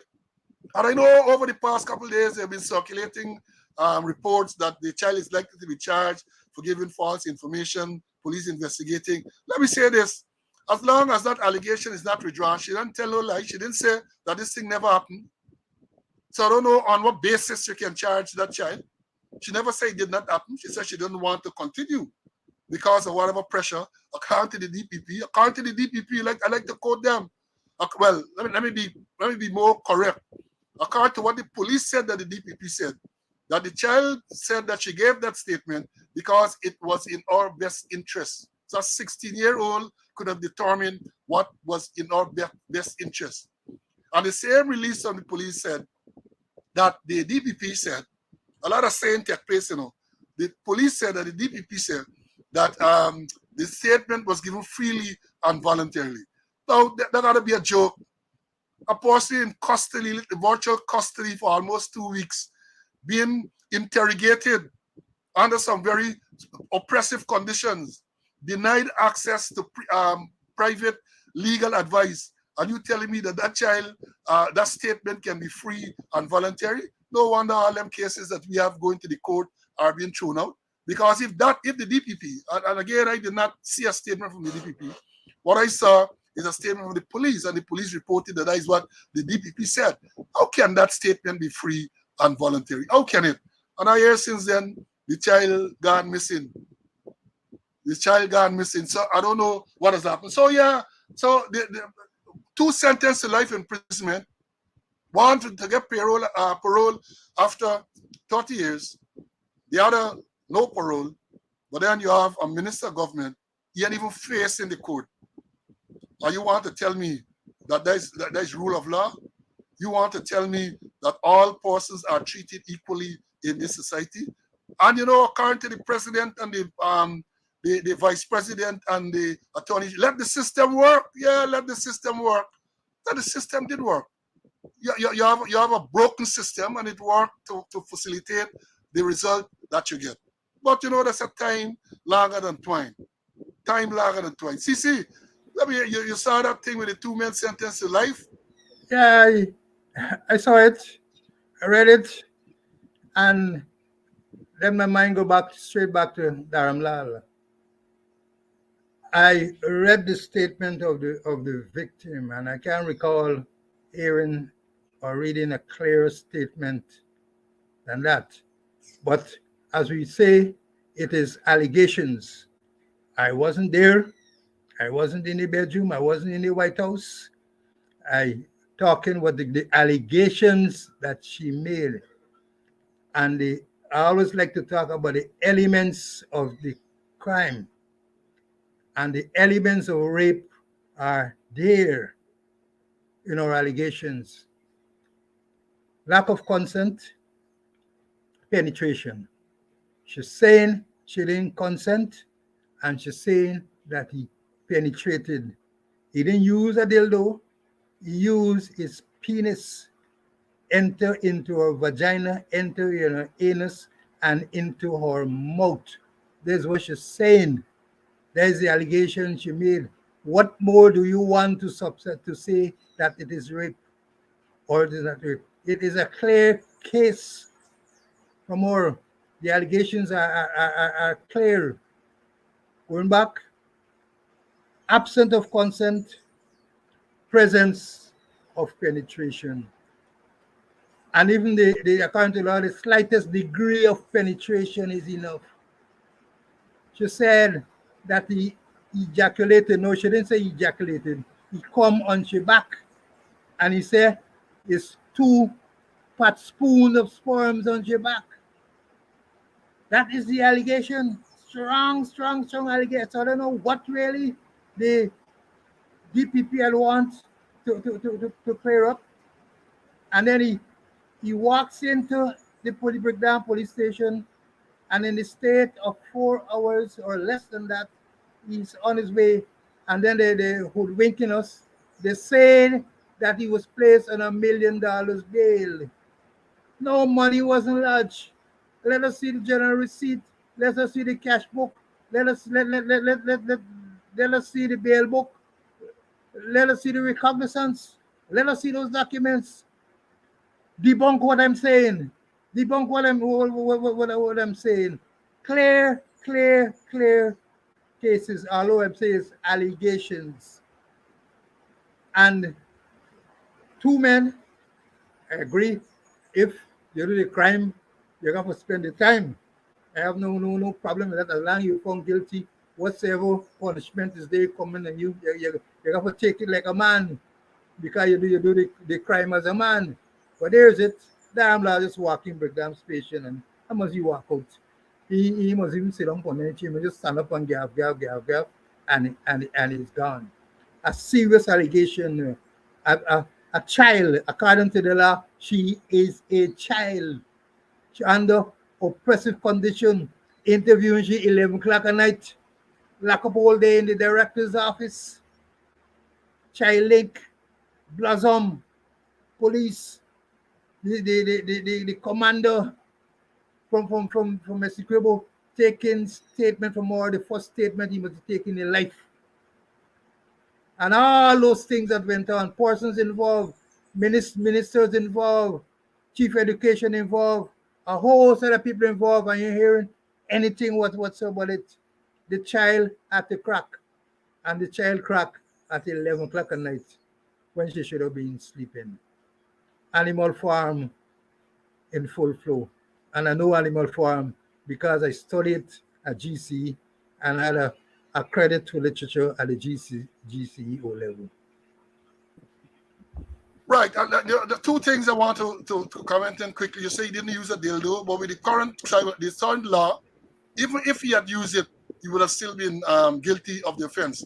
And I see Karen is saying here she's a child, so it would have been statutory rape anyway based on allegation. No, Karen. Statutory rape would mean she would have had to be under the age of consent, which is 16.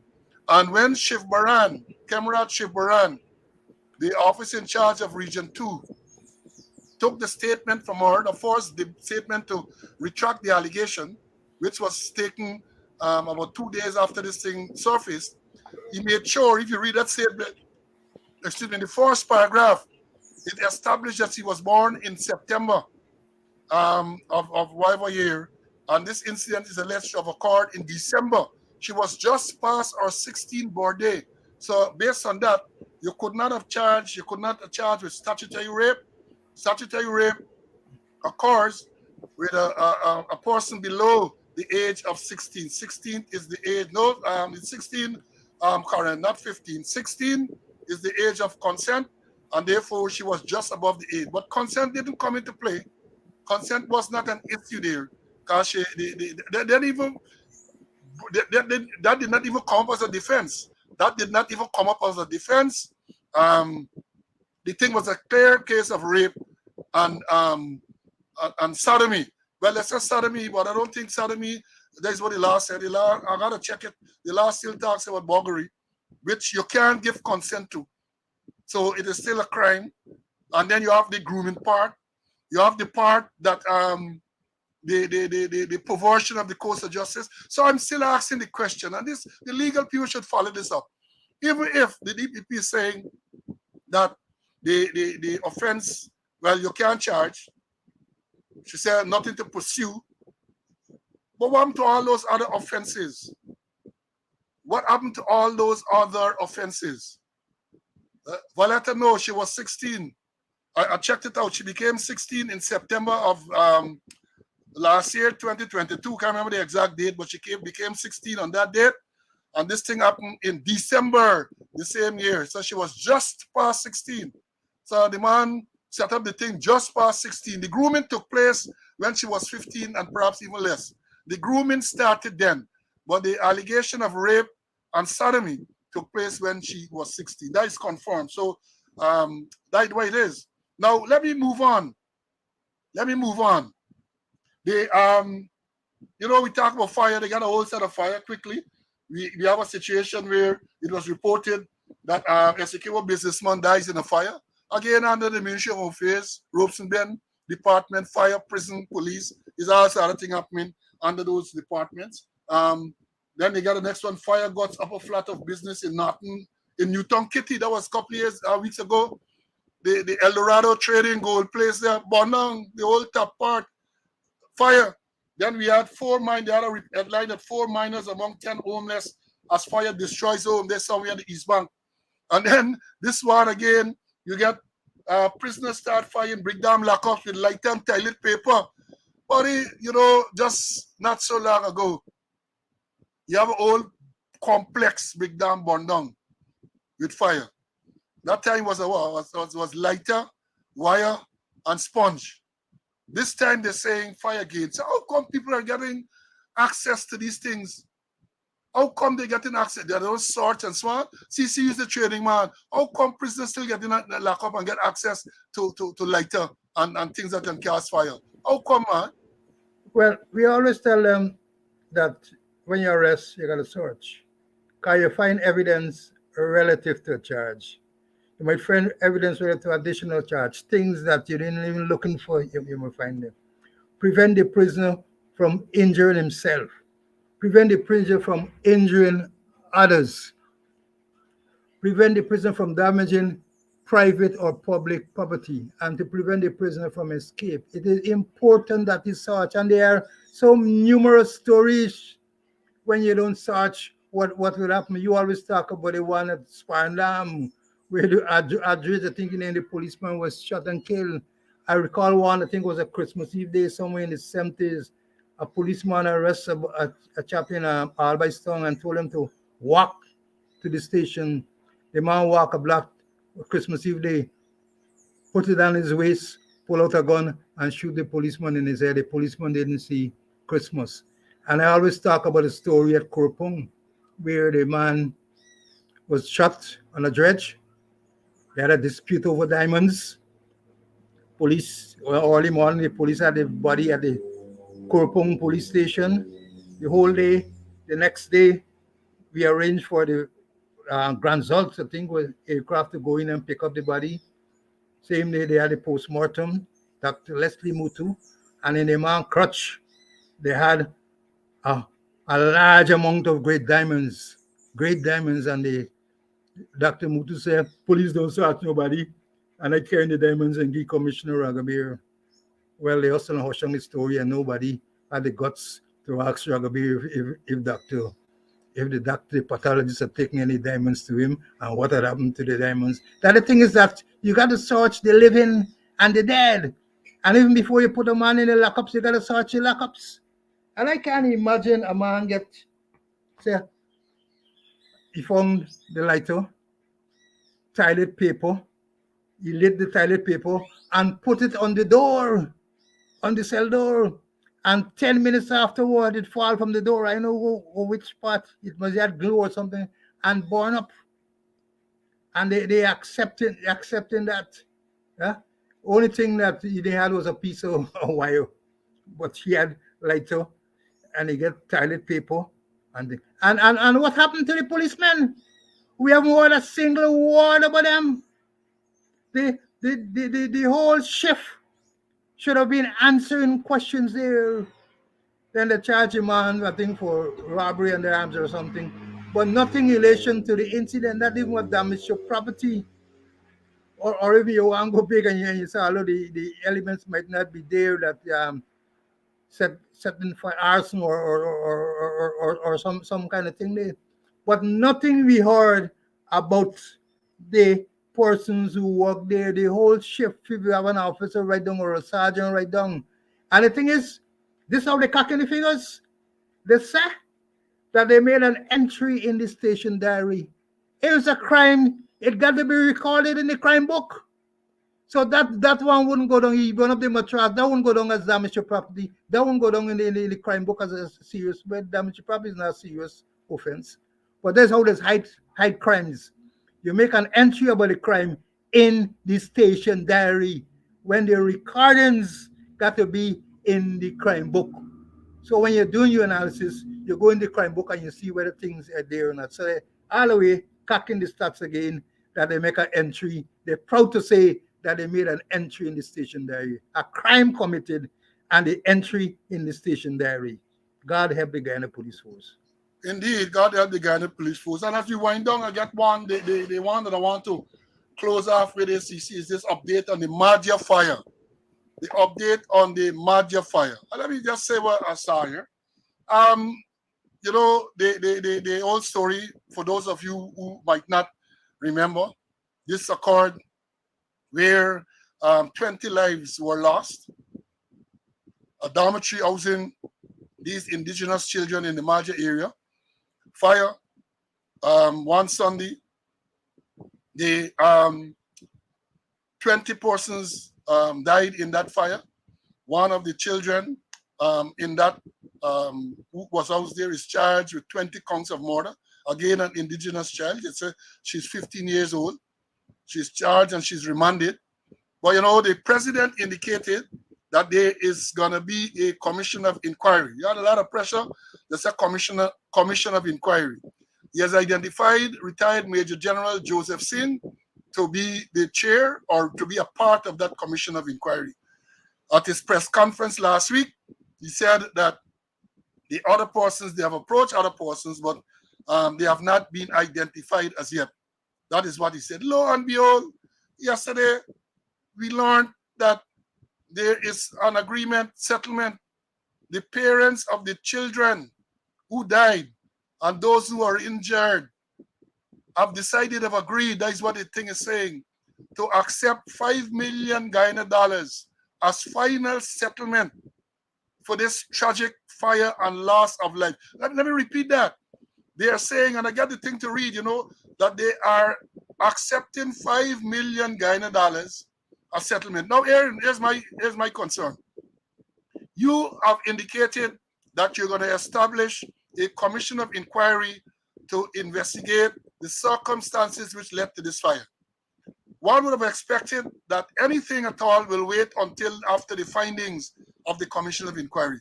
But you got ahead and you have entered into agreement with the parents of not only those who lost their lives, but those who receive injuries, in other words, the survivors, and all you're going to give them is the equivalent of about 25,000 United States dollars as final settlement. And let me go back that. Let me go back because they say a lot of things. And only last night I saw a letter from attorney at law Daniels, because I was wondering if this is final.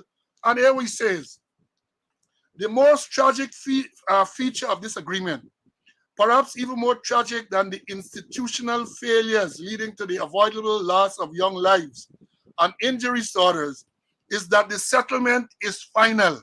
This is a lawyer saying that. The settlement is final. The families cannot bring any claims or of any sort against the government, if or when the real sins of the government become clear at the close of a commission of inquiry. It goes on to say, and the Attorney General is of the view that the government should be complimented and not criticized. Can you imagine that? And let me put some context to this because some months ago, when they had the disturbance on the East Coast and properties were damaged and people lost at Moripo Market, I remember very well there was an old minibus at the side of the road that was burned. And the report is that the owner of the bus was compensated to the tune of $3 million Guyana dollars. Our old minibus got burned at the side of the road, compensation $3 million Guyana dollars. And indigenous children are killed in a fire, where clearly the government was negligent, because you have three reports. One commissioned by the Ministry of Education, I think UNICEF, and then you have 2 reports from the local fire service which flagged the grilling of this place as a fire hazard. Nothing had done. So the government must be complicit in this whole thing. And what happened? $5 million. $5 million they're going to get. And then it goes on to say, that is the attorney, with the greatest respect to the Attorney General. Well, you get respect. Some of us, me, and get respect for the Attorney General. I read it back. With the greatest respect to the Attorney General, compensation which constitute full and final settlement of all claims is not financial assistance. So the Attorney General says, oh, they're giving the people financial assistance. But you're giving them financial assistance, and then they got to sign a document which says that it is full and final payment. It is said that the families had independent legal advice. It severely unsettles me if they did, and this is the outcome. That is what Mr. Daniels is saying. It's unsettled him because he's a liar.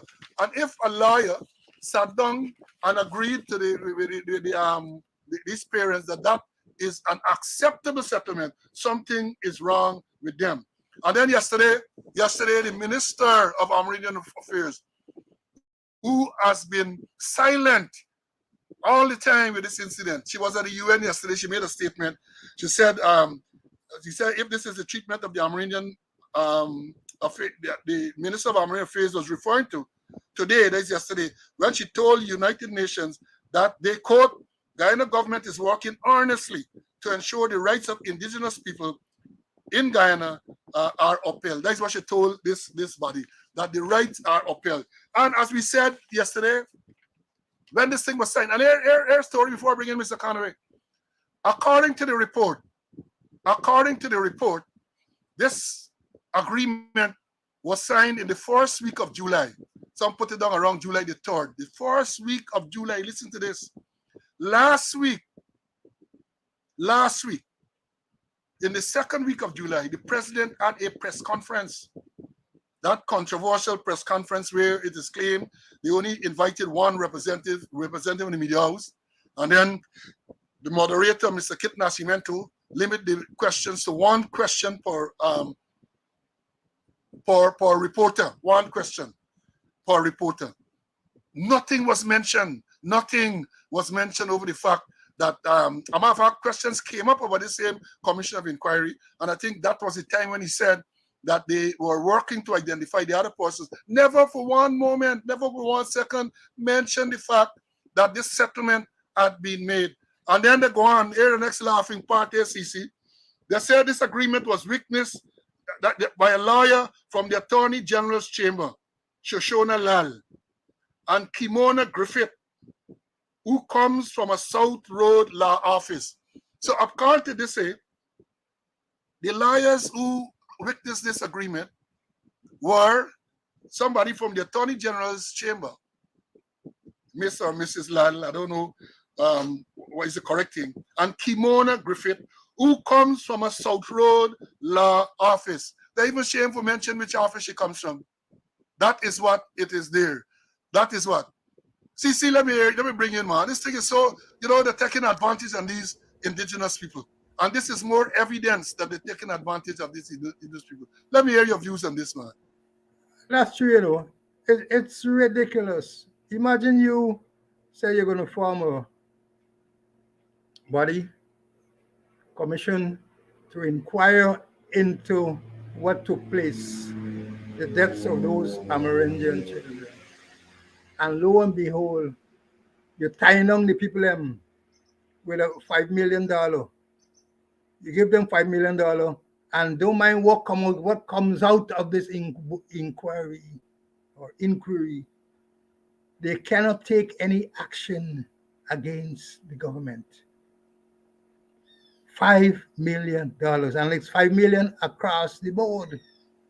Like those who get injury, $5 million.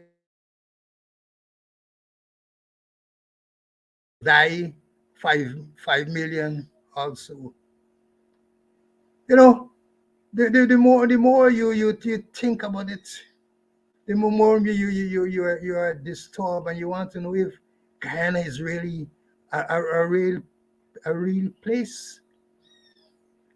That with all that happened, children die violently, and you can get $5 million. What is $5 million in Guyana? What is $5 million in Guyana? I don't know what to take people for. And then people die, rose up, and then you're going to give the parents or guardian $5 million, and they can't take any action against the government because they have signed to it. I wonder who really organized it. Or I wonder if those signatures weren't, if they had any forgery in them, or people were forced to sign. You got to check it or else, I don't know, Paul, but the whole thing, it stinks. It is stinking. Indeed, let me as we try to close, let me show you this. This is what is going on there. Look. Even as they do that, you see this, what we're seeing here? This is the debris from the same dormitory. You're supposed to have a commission of inquiry, and yet still, apparently they don't clear the debris. The debris, they take it from Echo Road. Look what's going on here. The debris from the building, road. So if the commission of inquiry want to go and visit for any reason, the locus, they don't block them out. And that's not surprising because remember, in the aftermath of the Brickdam fire, which occurred on a Saturday, the very next day, they had heavy duty equipment in the compound clearing the fire. And then the president made a statement to say they're going to get outside assistance. So you clear the debris, and then you are going to get assistance. So this is what we have here now. This is debris from the Marja school dormitory that don't break down the walls, they say, clear up the place, and they're filling holes in the compound with it. They're filling holes. Right, the man right almost paid $250,000 for Pelori and the Mandipo situation. I see some people saying here that the injured persons were going to get $3 million. The injured getting $3 million, and those who children lost their children are going to get $5 million. Can you imagine that? And you say you're going to have a commission of inquiry. Why not wait?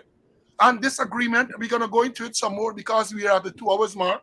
And as we said, we don't want to go much over 2 hours again. So we are saying that if you're going to have a commission of inquiry, why the rush to settlement? And terms which suggest that regardless of what the commission of inquiry find, the government is not going to be held responsible. The people who grilled up that place to entrap or to those children and to cause their death are not going to be held liable. And according to the terms, which I'll read some more, that look, they're saying this thing what we sign here now indemnifies. So the government ain't responsible, nobody ain't responsible. So even if the commission of inquiry come now and say yes, they was negligent, then you can't get no other compensation. That is what I understand this thing to be. See your closing remarks, my brother. Okay, we saw the PSM Affairs, who is the accounting officer of the Guyana Police Force, and we have Assistant Commissioner Calvin Brutus. And I'm not calling him acting deputy commissioner or deputy commissioner. His substantive position is an assistant commissioner. So the acting deputy commissioner, and is he's masquerading in that rank as deputy commissioner. We saw them appearing in front of the Public's Account Committee to answer financial irregularities, and both of them did a miserable job. PS saying it won't happen again. Brutus won't blame it on COVID-19. But I'm backtracking because I can recall a driver and a secretary from headquarters uplifted hundreds of thousands of dollars to go at Kaikan, Port Kaichumo, and another location to conduct investigation. Imagine a driver and a secretary, who, by the way, is a female, uplifted hundreds of thousands of dollars to travel to those locations to conduct investigation. So far as I speak, they have not gone to those locations. Kaikan, Oranjuk, Port Kaichumo. And who signed those forms? Who approved it? We have a accounting officer. We have persons in charge of finance in the Guyana Police Force. And there's also reports or allegation of financial irregularities in Region 1, Region 7, and Region 8, where ranks are required to submit bogus accounts. Say they went on duty because the administration saying that the welfare fund, they broke the welfare fund. So the bogus accounts that they prepare will be paid into the welfare fund so as to revive it. We're not certain if any of the bogus money has gone into the welfare fund. So we have them appear from the Public Accounts Committee, but more and more financial irregularities are being committed, particularly Region 1 and Region 8. And some ranks in Region 7 complaining that they ain't getting the money. And if they do get any money, or they go on this patrol, and at the end of it, when money is payable, that they don't pass a race somewhere else, they can go on another patrol. There are too many complaints or too many allegations of financial irregularities in the Guyana Police Force.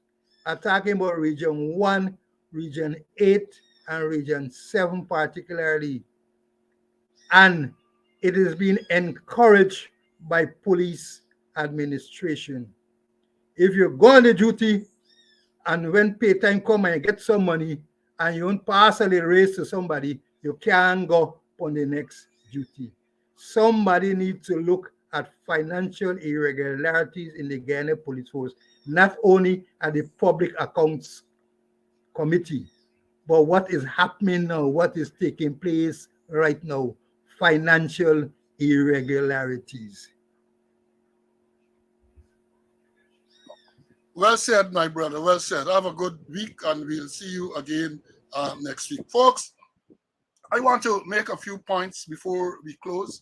The first thing, with all that is going on in Guyana in recent times, I want to remind us that we still have the issue with Barry Dataram. Remember Barry Dataram, a man who decided to turn up in the US, who was wanted for drug trafficking charges, turned up in the US, was arrested. And the information is that the man talking, the man singing. So we have a case where Barry's singing. Then we had this story with the PS traveling to Miami, arrested by the authorities there, or phone seized, or visa revoked. And then she was sent back to Guyana. Is there a link? Somewhere there. And then you have the Guyanese businessman arrested in Brazil for gold smuggling. Then around the same time, Guyanese businessman builds his place in Kitty, Bondang. The whole thing destroyed. And then more recently, you have this bombshell writer's report about the Mohammeds, where they're saying that they're being investigated by the federal authorities. We're going to talk about that next week. But I want to know, I'm asking the question, if there's a link between all of these things, the Barry Dataram story, they say he's talking in the US, he's in the custody of the federals, so he's talking. Then you have the permanent secretary, is the, teacher make me laugh, man. Teacher is Barry White Dataram. So Barry White, you know, is a famous singer. So he is singing. So I'm just saying he is arrested and obviously cooperating with the feds. You have the PS phone seized by the feds. They return the phone. But that mean nothing. So they would have gotten all the information that they wanted. Then you had the Guyanese businessman arrested in Brazil on suspicion of gold smuggling. You have the headquarters of a gold magnate on fire. Up to now, I don't think the fire service has determined the cause of fire. And then more recently, you have this bombshell writer's report saying that the feds warned Exxon not to enter into any deal with the Mohammeds because they are under investigation by several U.S. law enforcement agencies. We're going to talk about it next week. From a law enforcement perspective, I haven't listed to talk today, but time ran out on us, and we don't want to shortchange you. So, folks, again, I ask the question, are those things linked? Are those things linked? Lots of information. I believe they're getting lots and lots of information. And that is why I understand that with the Operation Tradewinds that is going on in Guyana, people are uncomfortable, people are uneasy. Helicopter flying around, and you get foreign troops flying around the place. We believe they can be picked up at any time. But as I said when we started, do nothing, fear nothing. If you do nothing, you should fear nothing. Folks, again, I want to leave by telling you to be asking you to be safe, pleading with you to be safe, because even though COVID seems to have abated a lot, is every day, every week rather, you get fatal accidents. I see Cheryl make some comment here. She was in Guyana recently. Frightened for going on the road. She had some pedestrian crossing, car nearly knocked she down. That don't work in Guyana. Pedestrian crossing and red light and all of those things don't work. So you have to be extremely careful. The laws that you're accustomed to in Canada and America don't work. I see Commissioner Cole saying monkeypox. They're about, when you get Dharamlal, they're about to, so there's dangers. Not only monkeypox, you get a lot of other things around that can cause your demise. So you have to be extremely careful, my brothers and sisters. And again, I compliment you for your turnout in class today. I compliment you for your turnout in class. So I want to leave you by this to say, God's willing, next Wednesday, the 26th of July at 11 o'clock, God's willing, we are going to be here for another episode of Speaking Out, exposing corruption and incompetence. Until then, have a good week and bye.